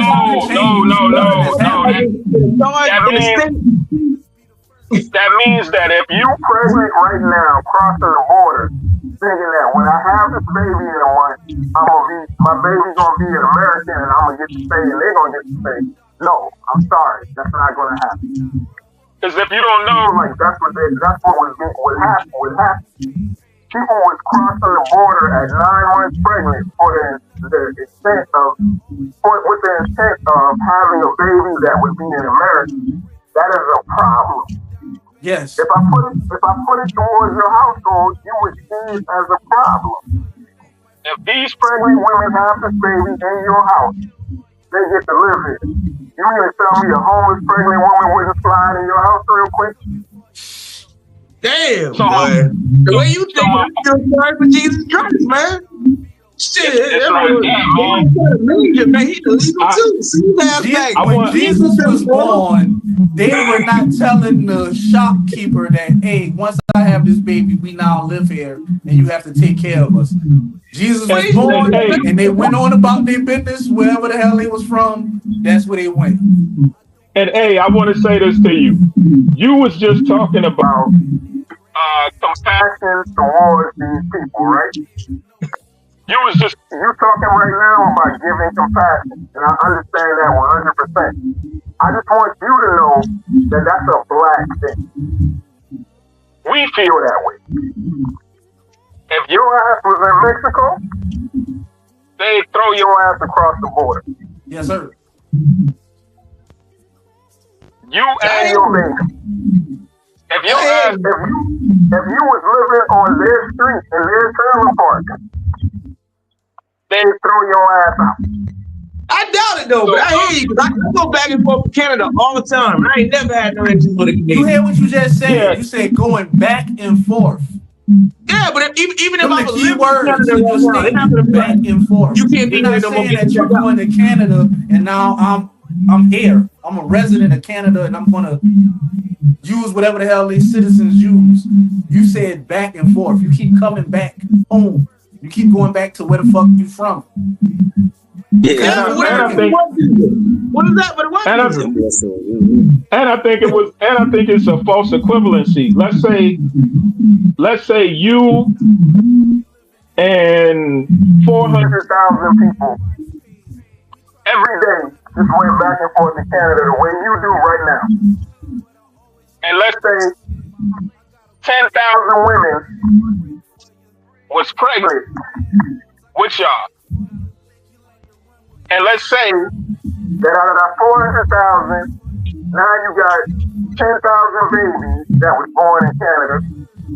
now they Canadian citizens, right? Yeah. So now they gotta be on the system because they don't have a job in Canada, right? Right. Now, out of the 400,000, let's say another 10,000 is a gang and committing crimes when y'all go to Canada. Keep in mind, it's 400,000 people. 10,000 ain't a gang member. Nah, what I'm saying is, it's not comparing baby to a gang member. How do you compare a baby to a gang member? I'm painting a picture for you. That doesn't make any sense. All right, let me simplify it for you, man. Social security number. Name is a name. Let me simplify it for you. You got one homeboy up there who comes in that same room you in right now. He comes, he holler at you, he be like, hey dog, can I get some bread? I ain't got no bread. Can I borrow $1 for the machine? That's cool. Now let's say you got 5,000 homeboys. Who every day comes in your room for the same thing. Shit, we too far in now. My point is, I'm just going to agree to disagree. So this is going forever. But I don't agree, but I'm going to agree to disagree. We just got two different opinions. I feel you. You know, I feel you. Yeah, but no, man, that is a real perspective, though. Is you got to think about that shit. Like, we all, like, he started this shit off with the main thing is saying us, mostly in the black community, are compassionate. That's how he kicked that shit off. You know, we already come from that angle. But this gotta be, man. We forgave them boy for slavery, man. Like that's all the type of shit. No, that's a whole nother thing itself. But he not wrong. Forgave them for that, right? But that's the angle. I'm that's saying the angle. I ain't forgive shit. But all right, but anyways, nigga, we get I just agree to disagree. Is he said he can't. People like to come from the compassionate angle, and I just seen it all down my timeline and shit. Everybody being like, "Oh, I love the Migos." Oh, damn, I wish that I wish all that on blah blah blah, all that bullshit.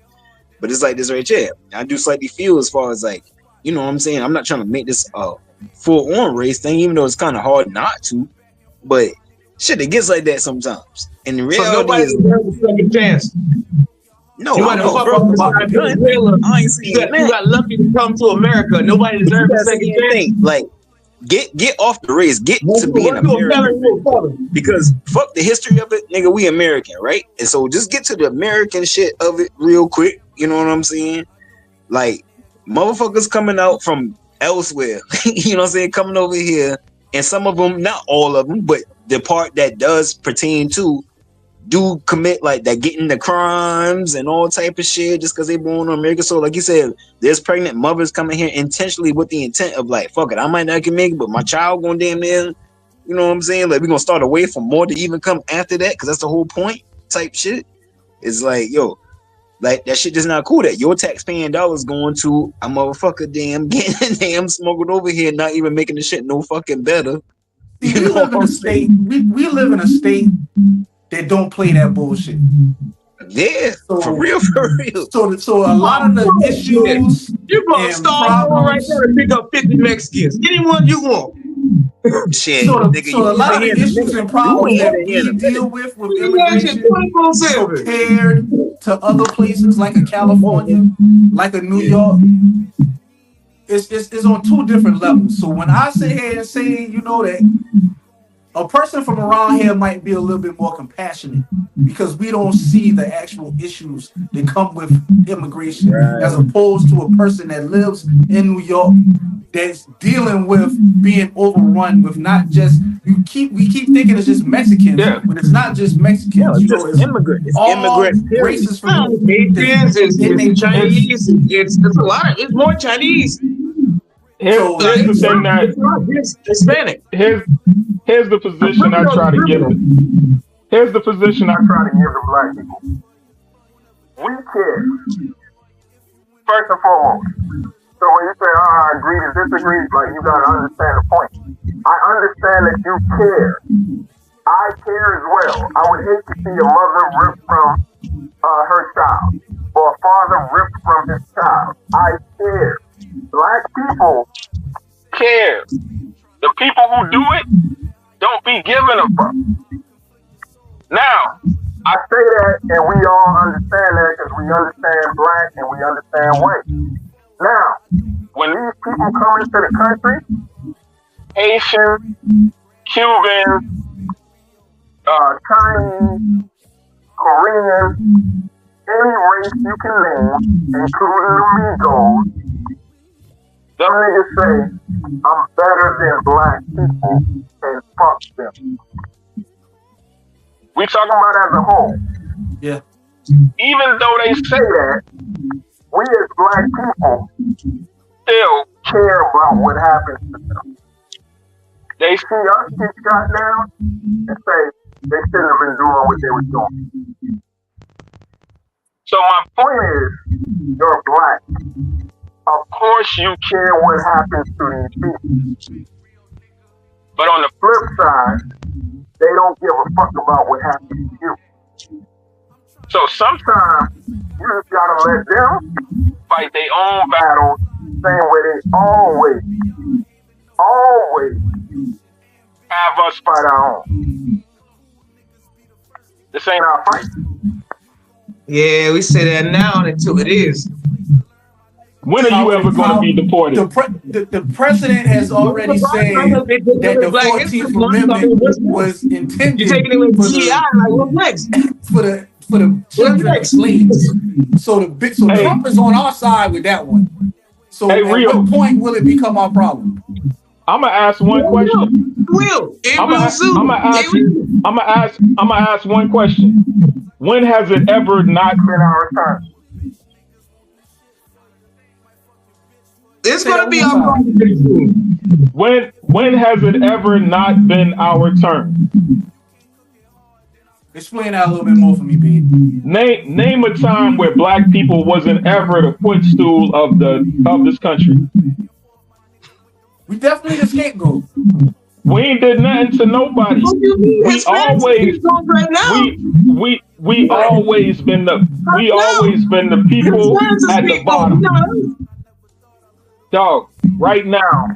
Technically, everything over here is illegal. What is the Statue of Liberty? What is Ellis Island?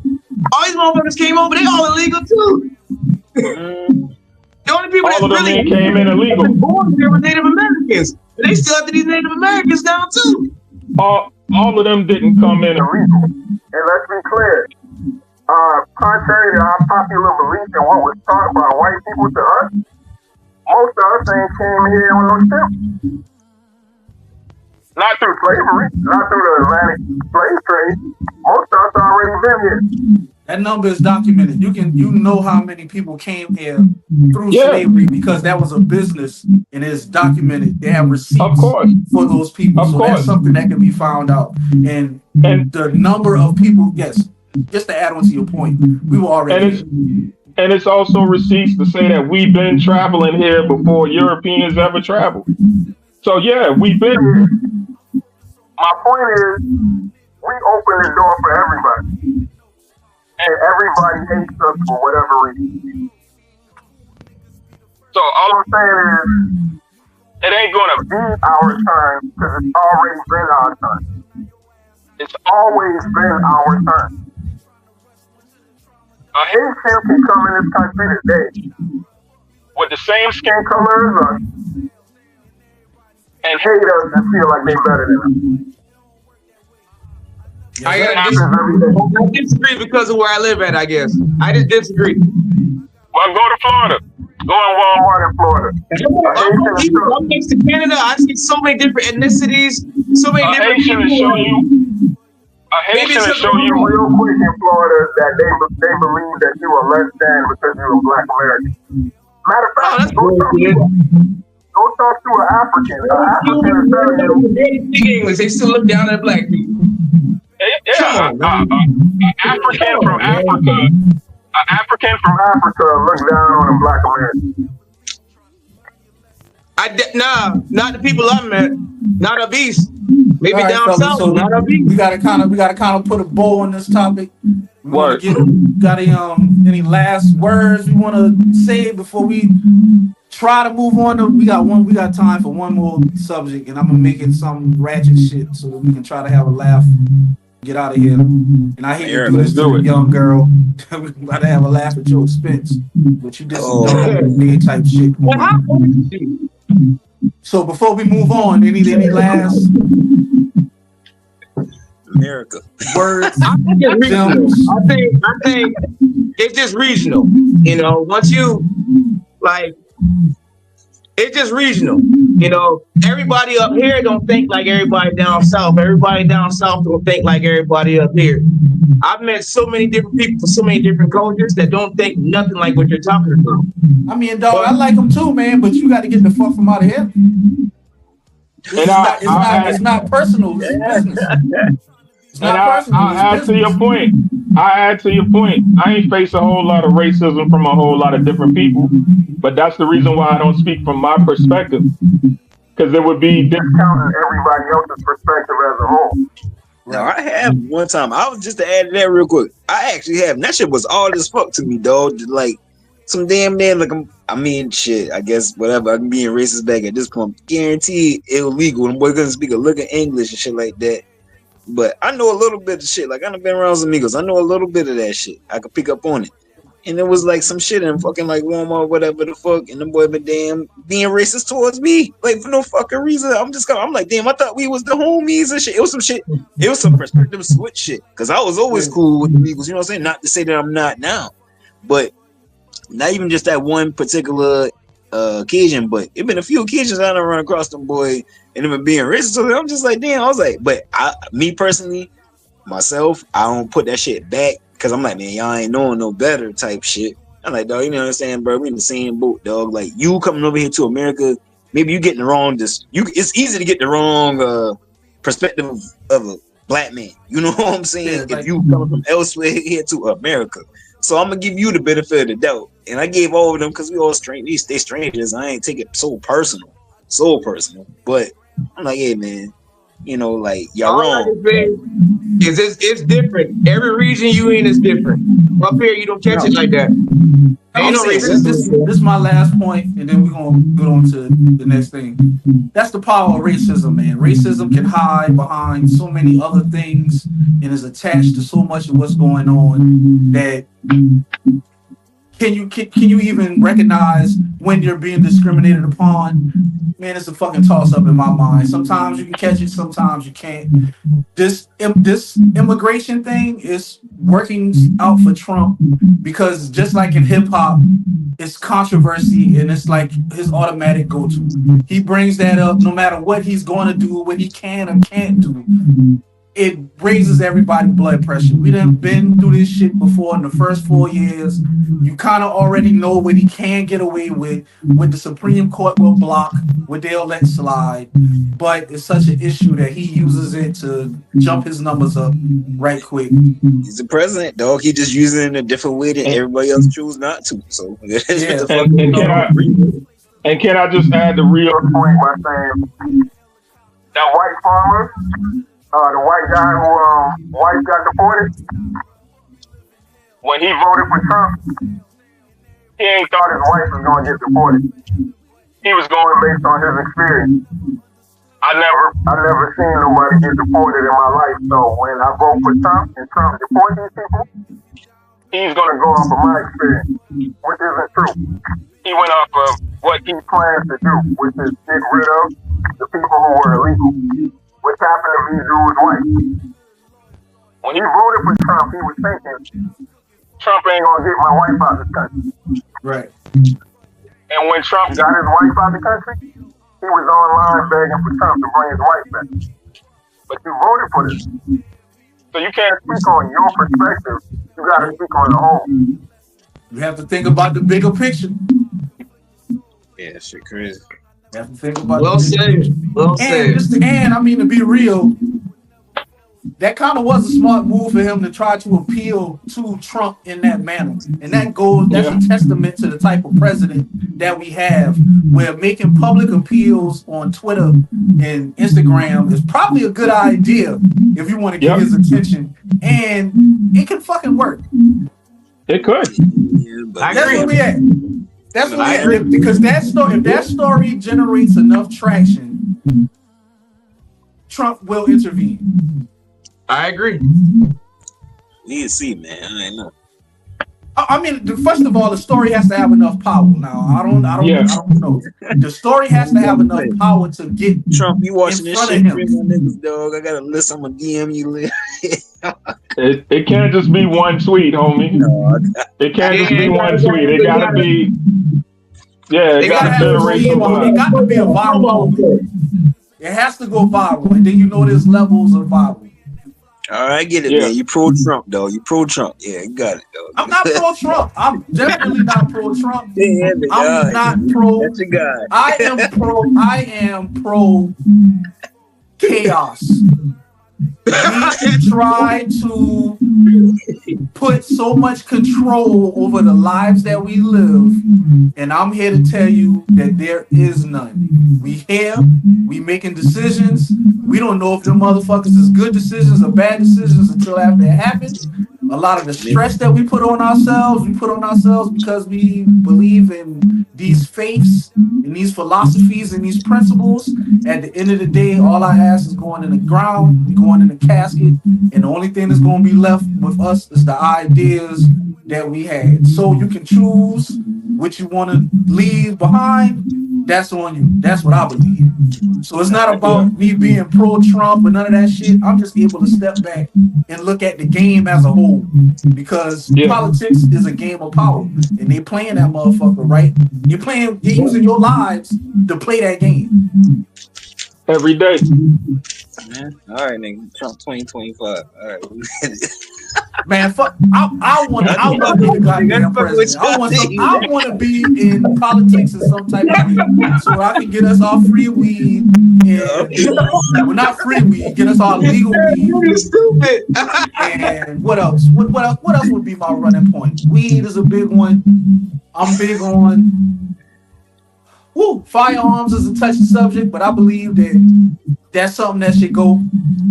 We should have the right to have our firearms. What's another? And somebody you just have the right to have your firearms.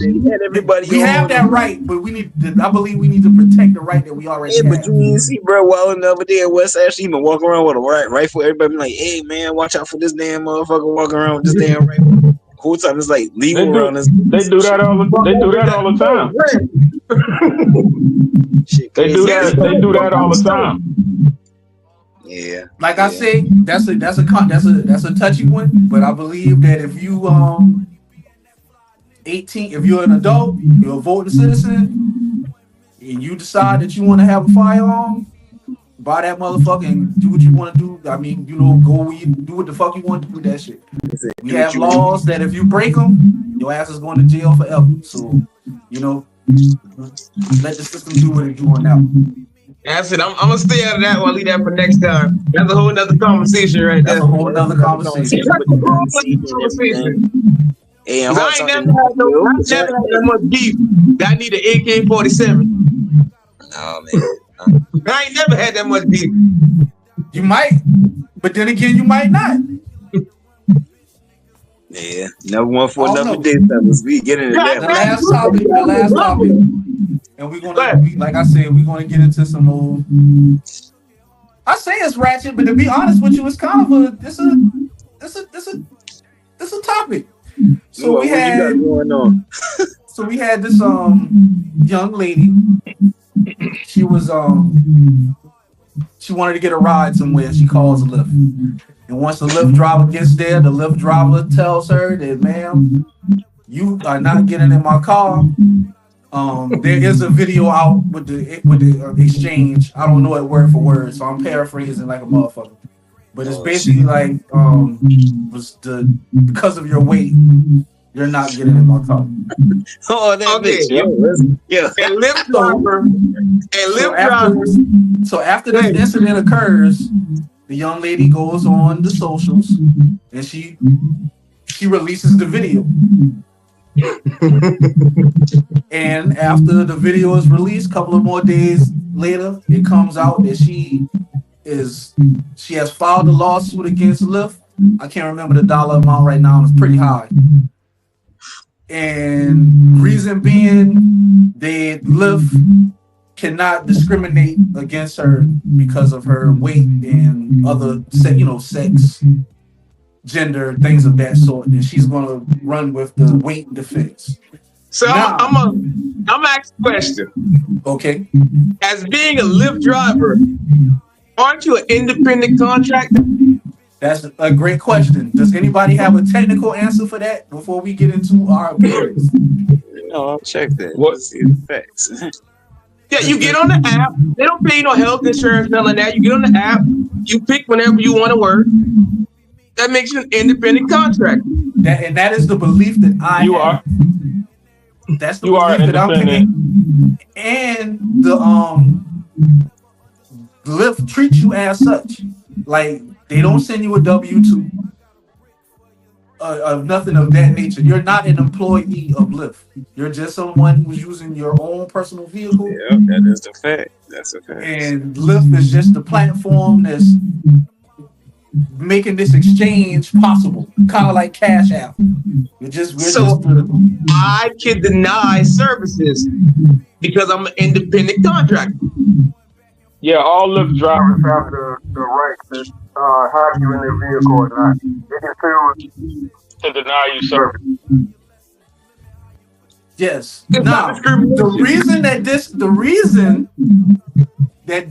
is such a viral moment is if you see the young lady,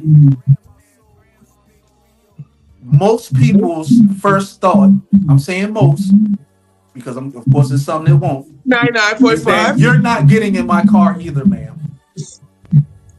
If you see the gentleman's car and then you look at her, is her weight listed?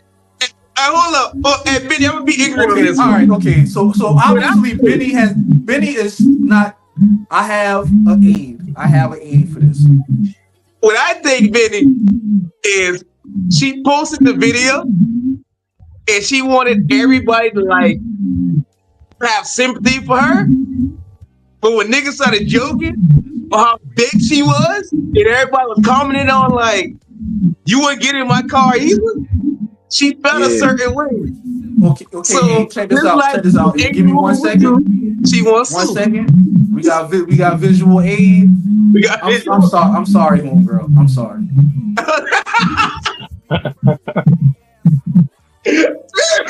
All right. Okay. Oh, we get a good. Yeah. Damn, we did. Okay. All right. Listen. One of them goddamn my 800-pound life shit. Once again, I have to reiterate.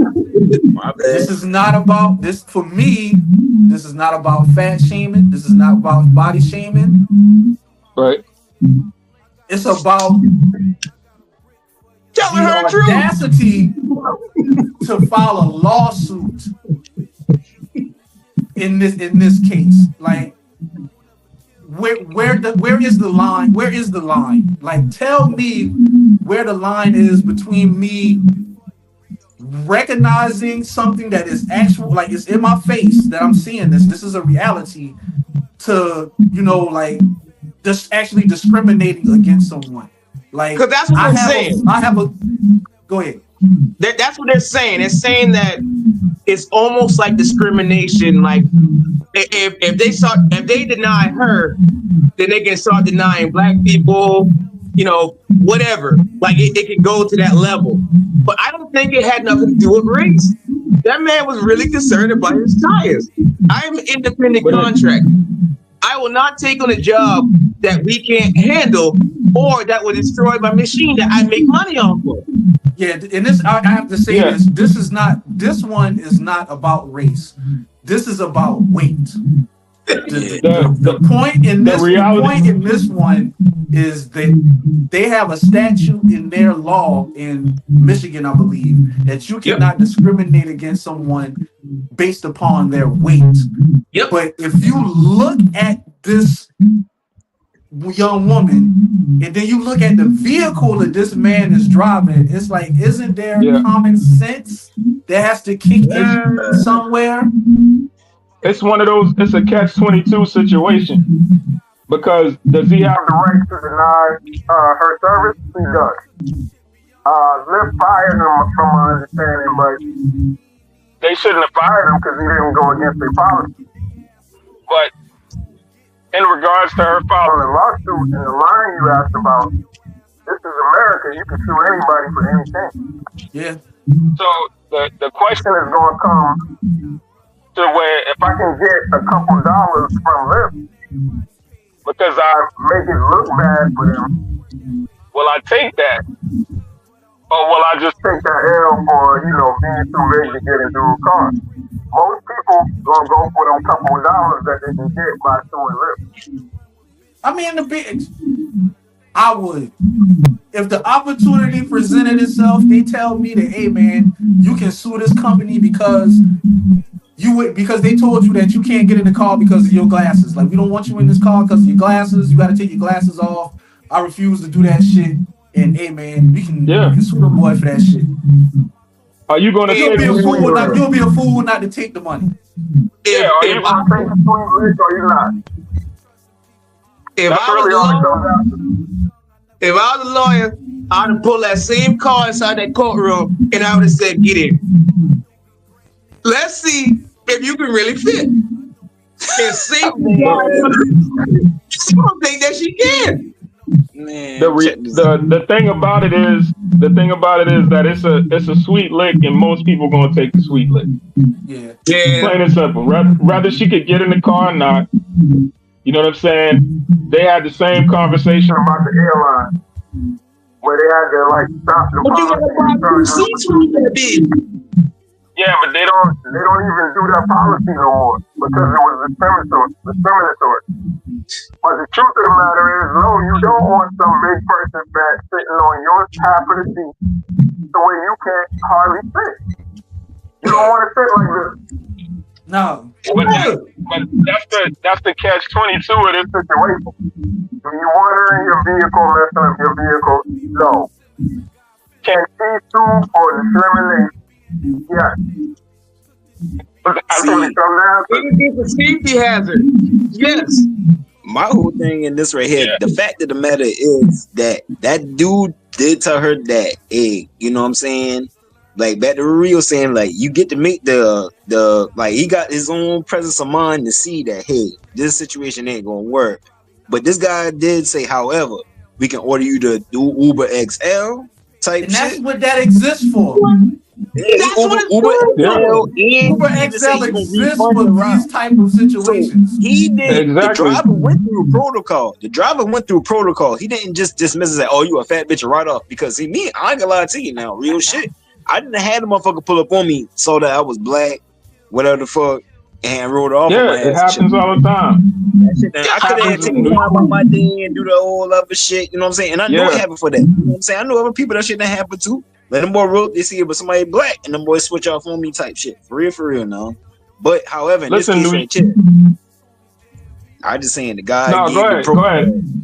I just saying he gave proper protocol. He said, "Man, I can order you the XL. I'ma refund you for my ride." Like, listen, people doing Uber, bro.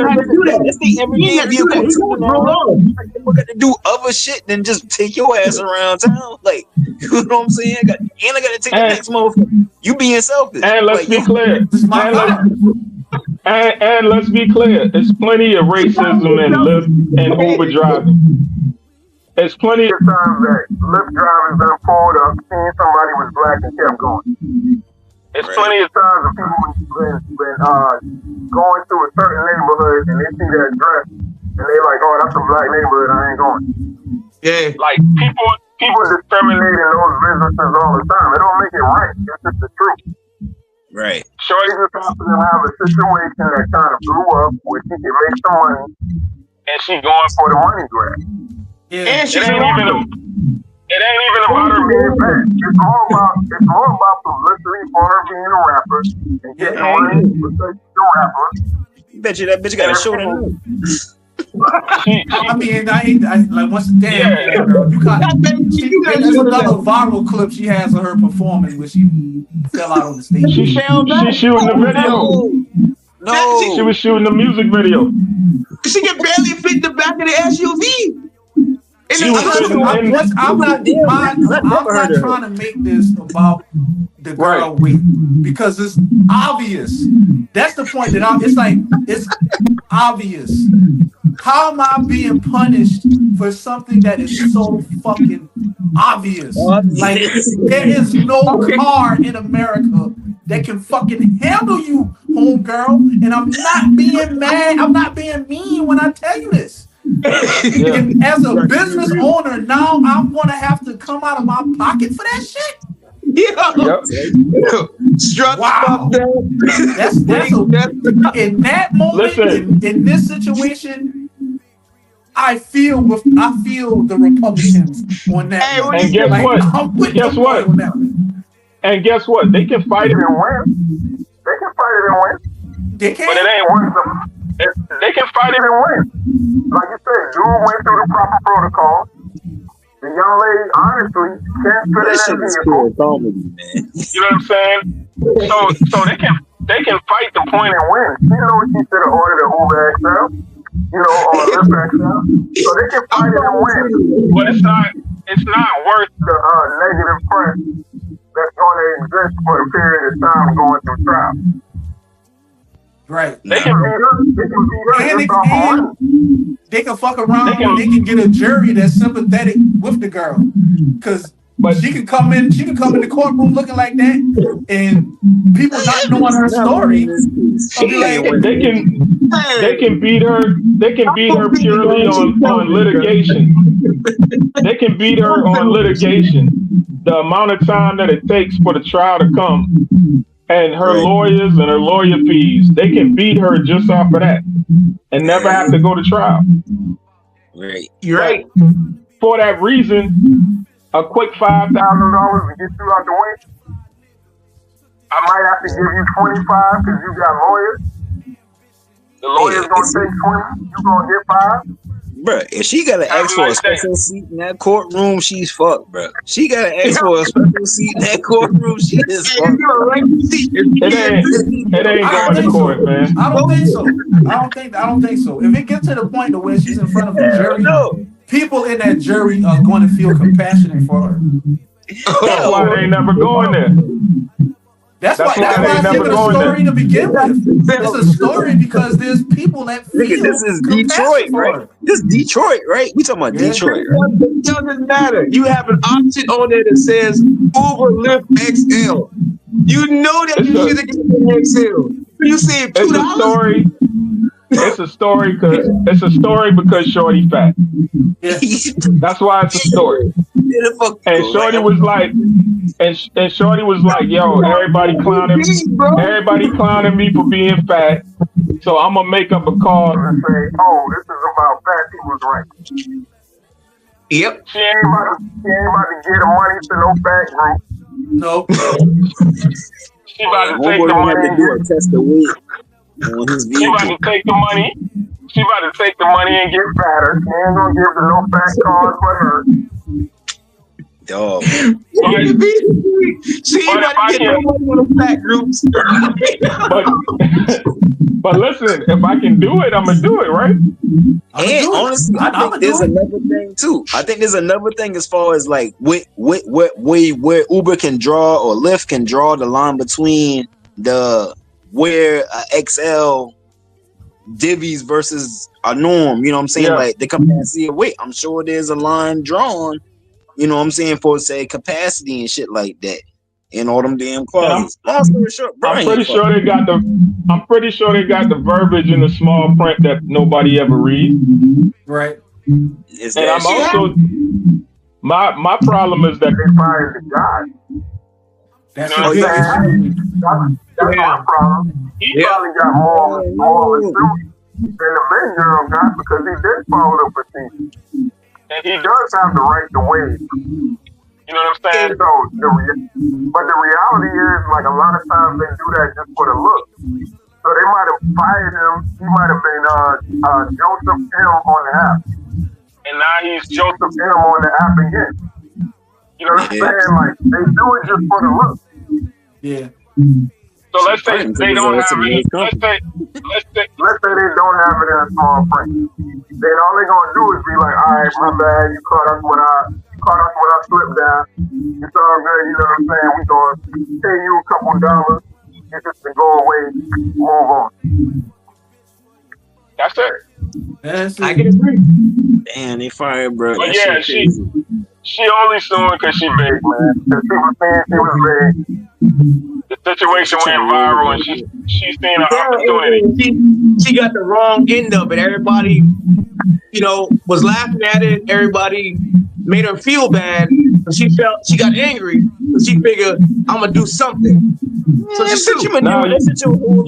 people better start realizing that the internet is not a nice place. It ain't nothing nice. The currency today is attention. Yes. And when you get it's to try to monetize it. Yes. So she put the clip up. Nobody else did. She put it up. She did. Because she knew I'm a fat girl, and the Lyft driver tells me I can't get in this car. Oh, it's gold. It's got you right. That's it. It's all.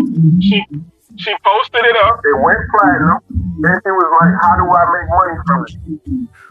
Right. Think about it. Think about it, because she already telling people what her profession is. What's your profession got to do with it? Anything? Nurse? So no, rapper. I want to be a rapper. Let me see how I can you want to be motherfucking scene. Damn right, yeah. It ain't like it was a fat rapper that everybody know about. It wasn't big. You know what I'm saying? Yeah. So she put her profession in the headline and used her weight to goddamn capitalize. So if I'm Lyft, I'm gonna be like, this situation ain't nothing but you trying to capitalize off of your weight. Yeah, the whole situation damn stupid, man. So after PD made that statement, I have to say some things. Hey man, she's from Detroit. Detroit is the home of hustlers. Get your money. She has plied her trade. I can't be upset because she did what she was supposed to do. Congratulations. Exactly. Congratulations. This America, get your money. We just talked about it. We talked about it earlier. Get your money. I'm gonna ask y'all a question. Yo, check this out. B, goddamn it. Hey, once this verdict come in, I want you to come back in because I do not think she getting paid off of this, though. She's gonna get paid. She's gonna get paid. They are going to settle. They are going to settle. Because I do not think, no, hell no. She ain't getting paid off. And whatever they settle for, it will be better than what she would have made just trying to be a rapper. Like trying to put out songs and trying to go viral that way. Whatever the hell this settlement is going to be the equivalent of what her rap career would have been. Because I ain't never, the algorithm made me to hit. You know, the algorithm made me hit on YouTube. Her shit would have popped up at least one time by now. I ain't had one song. It's not happening. This viral moment hasn't translated. Well, I mean, you saw she was got a show, so she's booking shows now. So you never know in the future what the fuck can happen. But as of right now, the lawsuit is going to be a great pay for her. Ultimately, check this out, right? And if she end up getting off, you know what I'm saying, it's gonna be some bullshit, in my opinion. But really, this man getting goddamn killed because he was honest. He should have just went with some other bullshit that the law couldn't give him. But goddamn, he getting punished because he was fucking honest, dog. He should not even. He should have seen her and circle back around and then go back out and then cancel the ride and said nothing. And we wouldn't even have it. You should have did it like a when they see a nigga with dreads. They should have just did it like that. Yeah. You're right. He's the real victim. But here's the problem. He's been victimized. he ain't gonna do nothing about it. Right. I don't know. I don't know about that part, because if us four sitting here can see the victimhood in him, I will hope that there's somebody in his circle that can see it and can suggest to him that, hey, bro, you need to get you some compensation as well. So that's kind of like that's a false, like you can't fire me from being honest. Going through protocol, they can fire you, but you're going to pay. You're going to pay because they fired him and his job correctly. It's kind of like the mentality, right? Like if you look at dude, he come off like kind of like a straight shooter, right? Because he could have easily kept driving. He could have pretended like he wasn't around.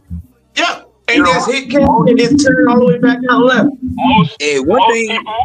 Most people would have avoided the drama and just been like, would have yelled from the window or would have kept moving and just canceled the ride and called it a day. You know what I'm saying? He actually stopped. He actually, seen her. And when you look at how it looks with her, she ain't been outside. So I think she kind of been denied rides before. She not so that's a whole nother play in itself. She was prepared for the moment. She was prepared. Yeah. So that's a whole nother play in itself. But if you look at dude, he come off like a straight shooter. Like, he would have already, or he might already be doing something behind the scenes. But most of the time, people like that, they just gonna take their leg and keep on riding. Yeah. So listen, was somebody else getting in that car with her, or was she riding by herself? Because somebody else getting in that car now. I think it was just her. It's like this, man. I've been known to have a temper with public workers, you know what I'm saying? Being out in public and blowing up with motherfuckers and shit. It's happened. It's occurred. And in none of those instances that I've had has it dawned on me that, hey, I need to record this shit. To let me, in a moment of genuine anger, that I'm going to record what the hell is going on. That is a premeditated move. She had an inkling that she was going to be denied this ride, and when this nigga pulled up, she started recording, and she got what she wanted. Yep. I do your motherfucking thing. When you pissed off like that, it's hard to find shit on your phone. Like maybe it's just me. Maybe when I get pissed off, I'm not thinking about grabbing my phone and being like, okay, let me record this argument. I'm pissed off, Yeah. Let alone finding the camera button. You know what I mean? And at the point, let's say that it does dawn on me at some point that I need to record this for covering my own ass purposes. It doesn't happen at the initial point of conflict. I go for a little while, and then I start thinking that, okay, this conflict is getting to be more than what I expected. Maybe I need to start covering my ass. And that's dependent upon if I'm even giving a fuck about going to jail and shit like that. And that's even a big thing. So for her to be able to, these people who record these shit on their phone, premeditated, man. It's not genuine. It's not a genuine anger. That's why I say he the real victim, not her. Yeah. I'm going with Benny said, man. He's selfish, man. She could have called another ride. Easily. Once that little small ass car pulled up, she should have been upset. It's like, there's no way that my big ass is getting in this small ass car. But you ain't gonna be big car, please. But you ain't gonna be upset if you ordered it intentionally. Right. Yeah, I'm gonna tell you extra why I ain't feeling this shit. She wanted to go watch them Lions get their ass beat by Washington. That's what she want to do, That's what the ride. No, I'm not lying to you. That's what the ride was for. The ride was for her to go watch fucking the Lions get their ass beat by fucking Washington. And it's like, yo, you know what I'm saying? Like, man, get the fuck out of here, though. But you ain't even missed nothing. You know what I'm saying? Like, get the fuck out. That's why she's sour. That's why she fucking sour. The Lions got their ass whooped, and I wake up in the morning and everybody laughing at me. Yeah. Oh, I can do some. Yeah. That's what that shit fueled by. That's a strong combination. That's why you gotta know. Yo, that's why you gotta know when you were part of a. You gotta know when you part of a nigga moment. You know what I'm saying? You gotta know. And she knew that was her advantage. Her advantage, and everybody who she was able to tell that, hey, I'm getting into some shit right now. I got ammo, and you know, hats off. She created the moment. Listen, and probably gonna get some money from it. I think she gonna get a couple that's dollars from it. That's a lesson. That's a lesson to us. That's a lesson to us in our endeavors. That's a lesson to anybody that's watching, anybody that's starting a business. You have to create the moment. It's not. It's going to happen, but you have to have the knowledge, the foresight to see what is happening around you and observe the movements that's being moved so that you can position yourself to take advantage of what's happening. Yeah. You know what I gotta tell? You know what I gotta tell people when they come in the studio? I tell them straight up. There's cameras watching cameras and so you don't get to say, oh well, Petey touched me inappropriately or Petey did something. Nah, dog. I got cameras watching cameras. Sorry. That never happened. From every angle. Yes, sir. You know, you just got to you just have to be that type of person, man. Yeah. So any last thoughts? Anything else? You about to wrap up? We done went a good 2.5 hours, man. We gave people a good show tonight. I'm gonna honestly say it, like, this is probably one of the best structured, put together shows that we did inside a while. You know, we've been doing some ratchet shit the last couple weeks, but this was what we had to do. You know what I mean? Just been damn, you know, we've been carrying our load, man. Yeah, it's not going to be an Emmy-worthy production every time. You know, you got to have some filler. You got to have some fillers in there. Yep. So you know, this world got a lot of shit going on now, boy. What? Trump bagging that is the power that Donald Trump wields, man. When he comes on the scene, something gonna happen. He's not boring. At the end of the day, the nigga is not boring. CNN is in. Fox News is in. So both media platforms on both sides they in full gold mode right now. So everything that's happening, them niggas is energized and they gonna talk about it, and somehow, some way, Trump gonna be the culprit behind it. Either the winner or the culprit. No matter what the fuck happens in these next 4 years, it's gonna end with Trump. So I'll tell you what, man. I'll say my last final thought on it. I think Trump is like a necessary presence, man. Because when it comes down to it, bro, like, you know what, like pressure making diamonds and shit like that, whether the man wrong or right, the presence he bring, he putting motherfuckers, like, people putting their thinking cap back on and shit. You know what I'm saying? Like, what side of the coin you on with this shit, motherfuckers getting back into about, like, more real shit, so to say. You know what I mean? For real. Like, because I even seen it to where now I'm like, shit, bro, when Trump first came on the scene, dog, it seemed like damn near, like, all blacks basically damn near ain't fucking with, bro. Now you got your black community strongly divided amongst this nigga. You know what I'm saying? As far as, like, you know, what he doing and what not. But I mean, my thing is, like, the thing about him that at the end of the day you gotta respect is, like, him being, like, who the fuck he is. And you need to understand that. Don't be so mad at him, but, like, look, that there's a lot of following that feel just like that motherfucker, dog. Like, your neighbor is just like this nigga. You need to understand that shit more and more. He did open a lot of newer conversations that we weren't having before. Man, he opening eyes again, type shit. Like, he gonna open your fucking eyes, like, you know. I think people don't realize, like, Trump is a businessman who's actively running a business, even though he ain't supposed to be. He gonna do what's best for the business. He got a little bit of money. He gonna do what's best for people who got a little bit of money. Yep. And he ain't giving you no handout.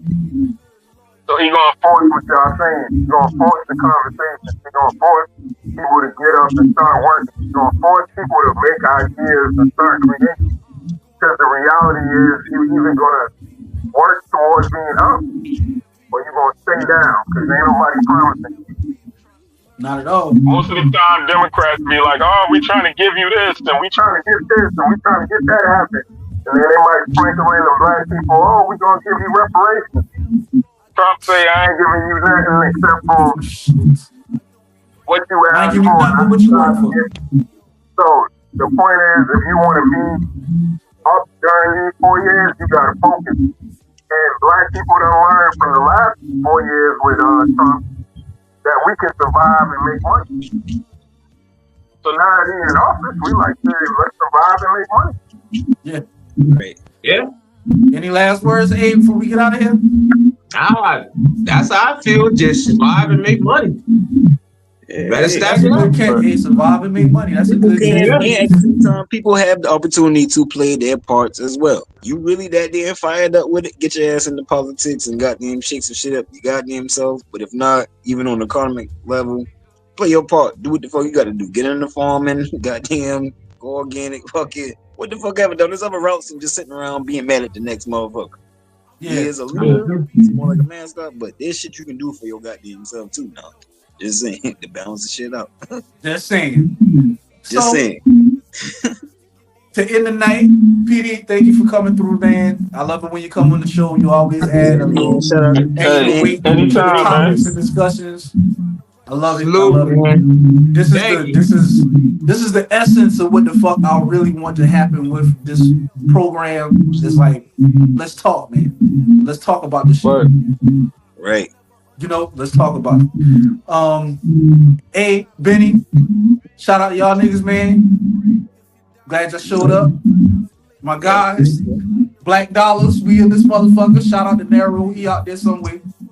Somewhere in the world. What he's doing. That's how Red-Headed Stepchild. He be back. He be back. He round. He round. And you know, I had a project that just came out. The Devil Tried It. It's on all platforms, and you know, go check that out. I got some videos on YouTube. Love. Yeah, definitely fuck Midnight. with that. Shot by my nigga Benny. Yeah. Hey, toot, go ahead, bro. Toot your home, big dog. You know, just that type of thing. PD, you got any working on anything you want to promote right quick?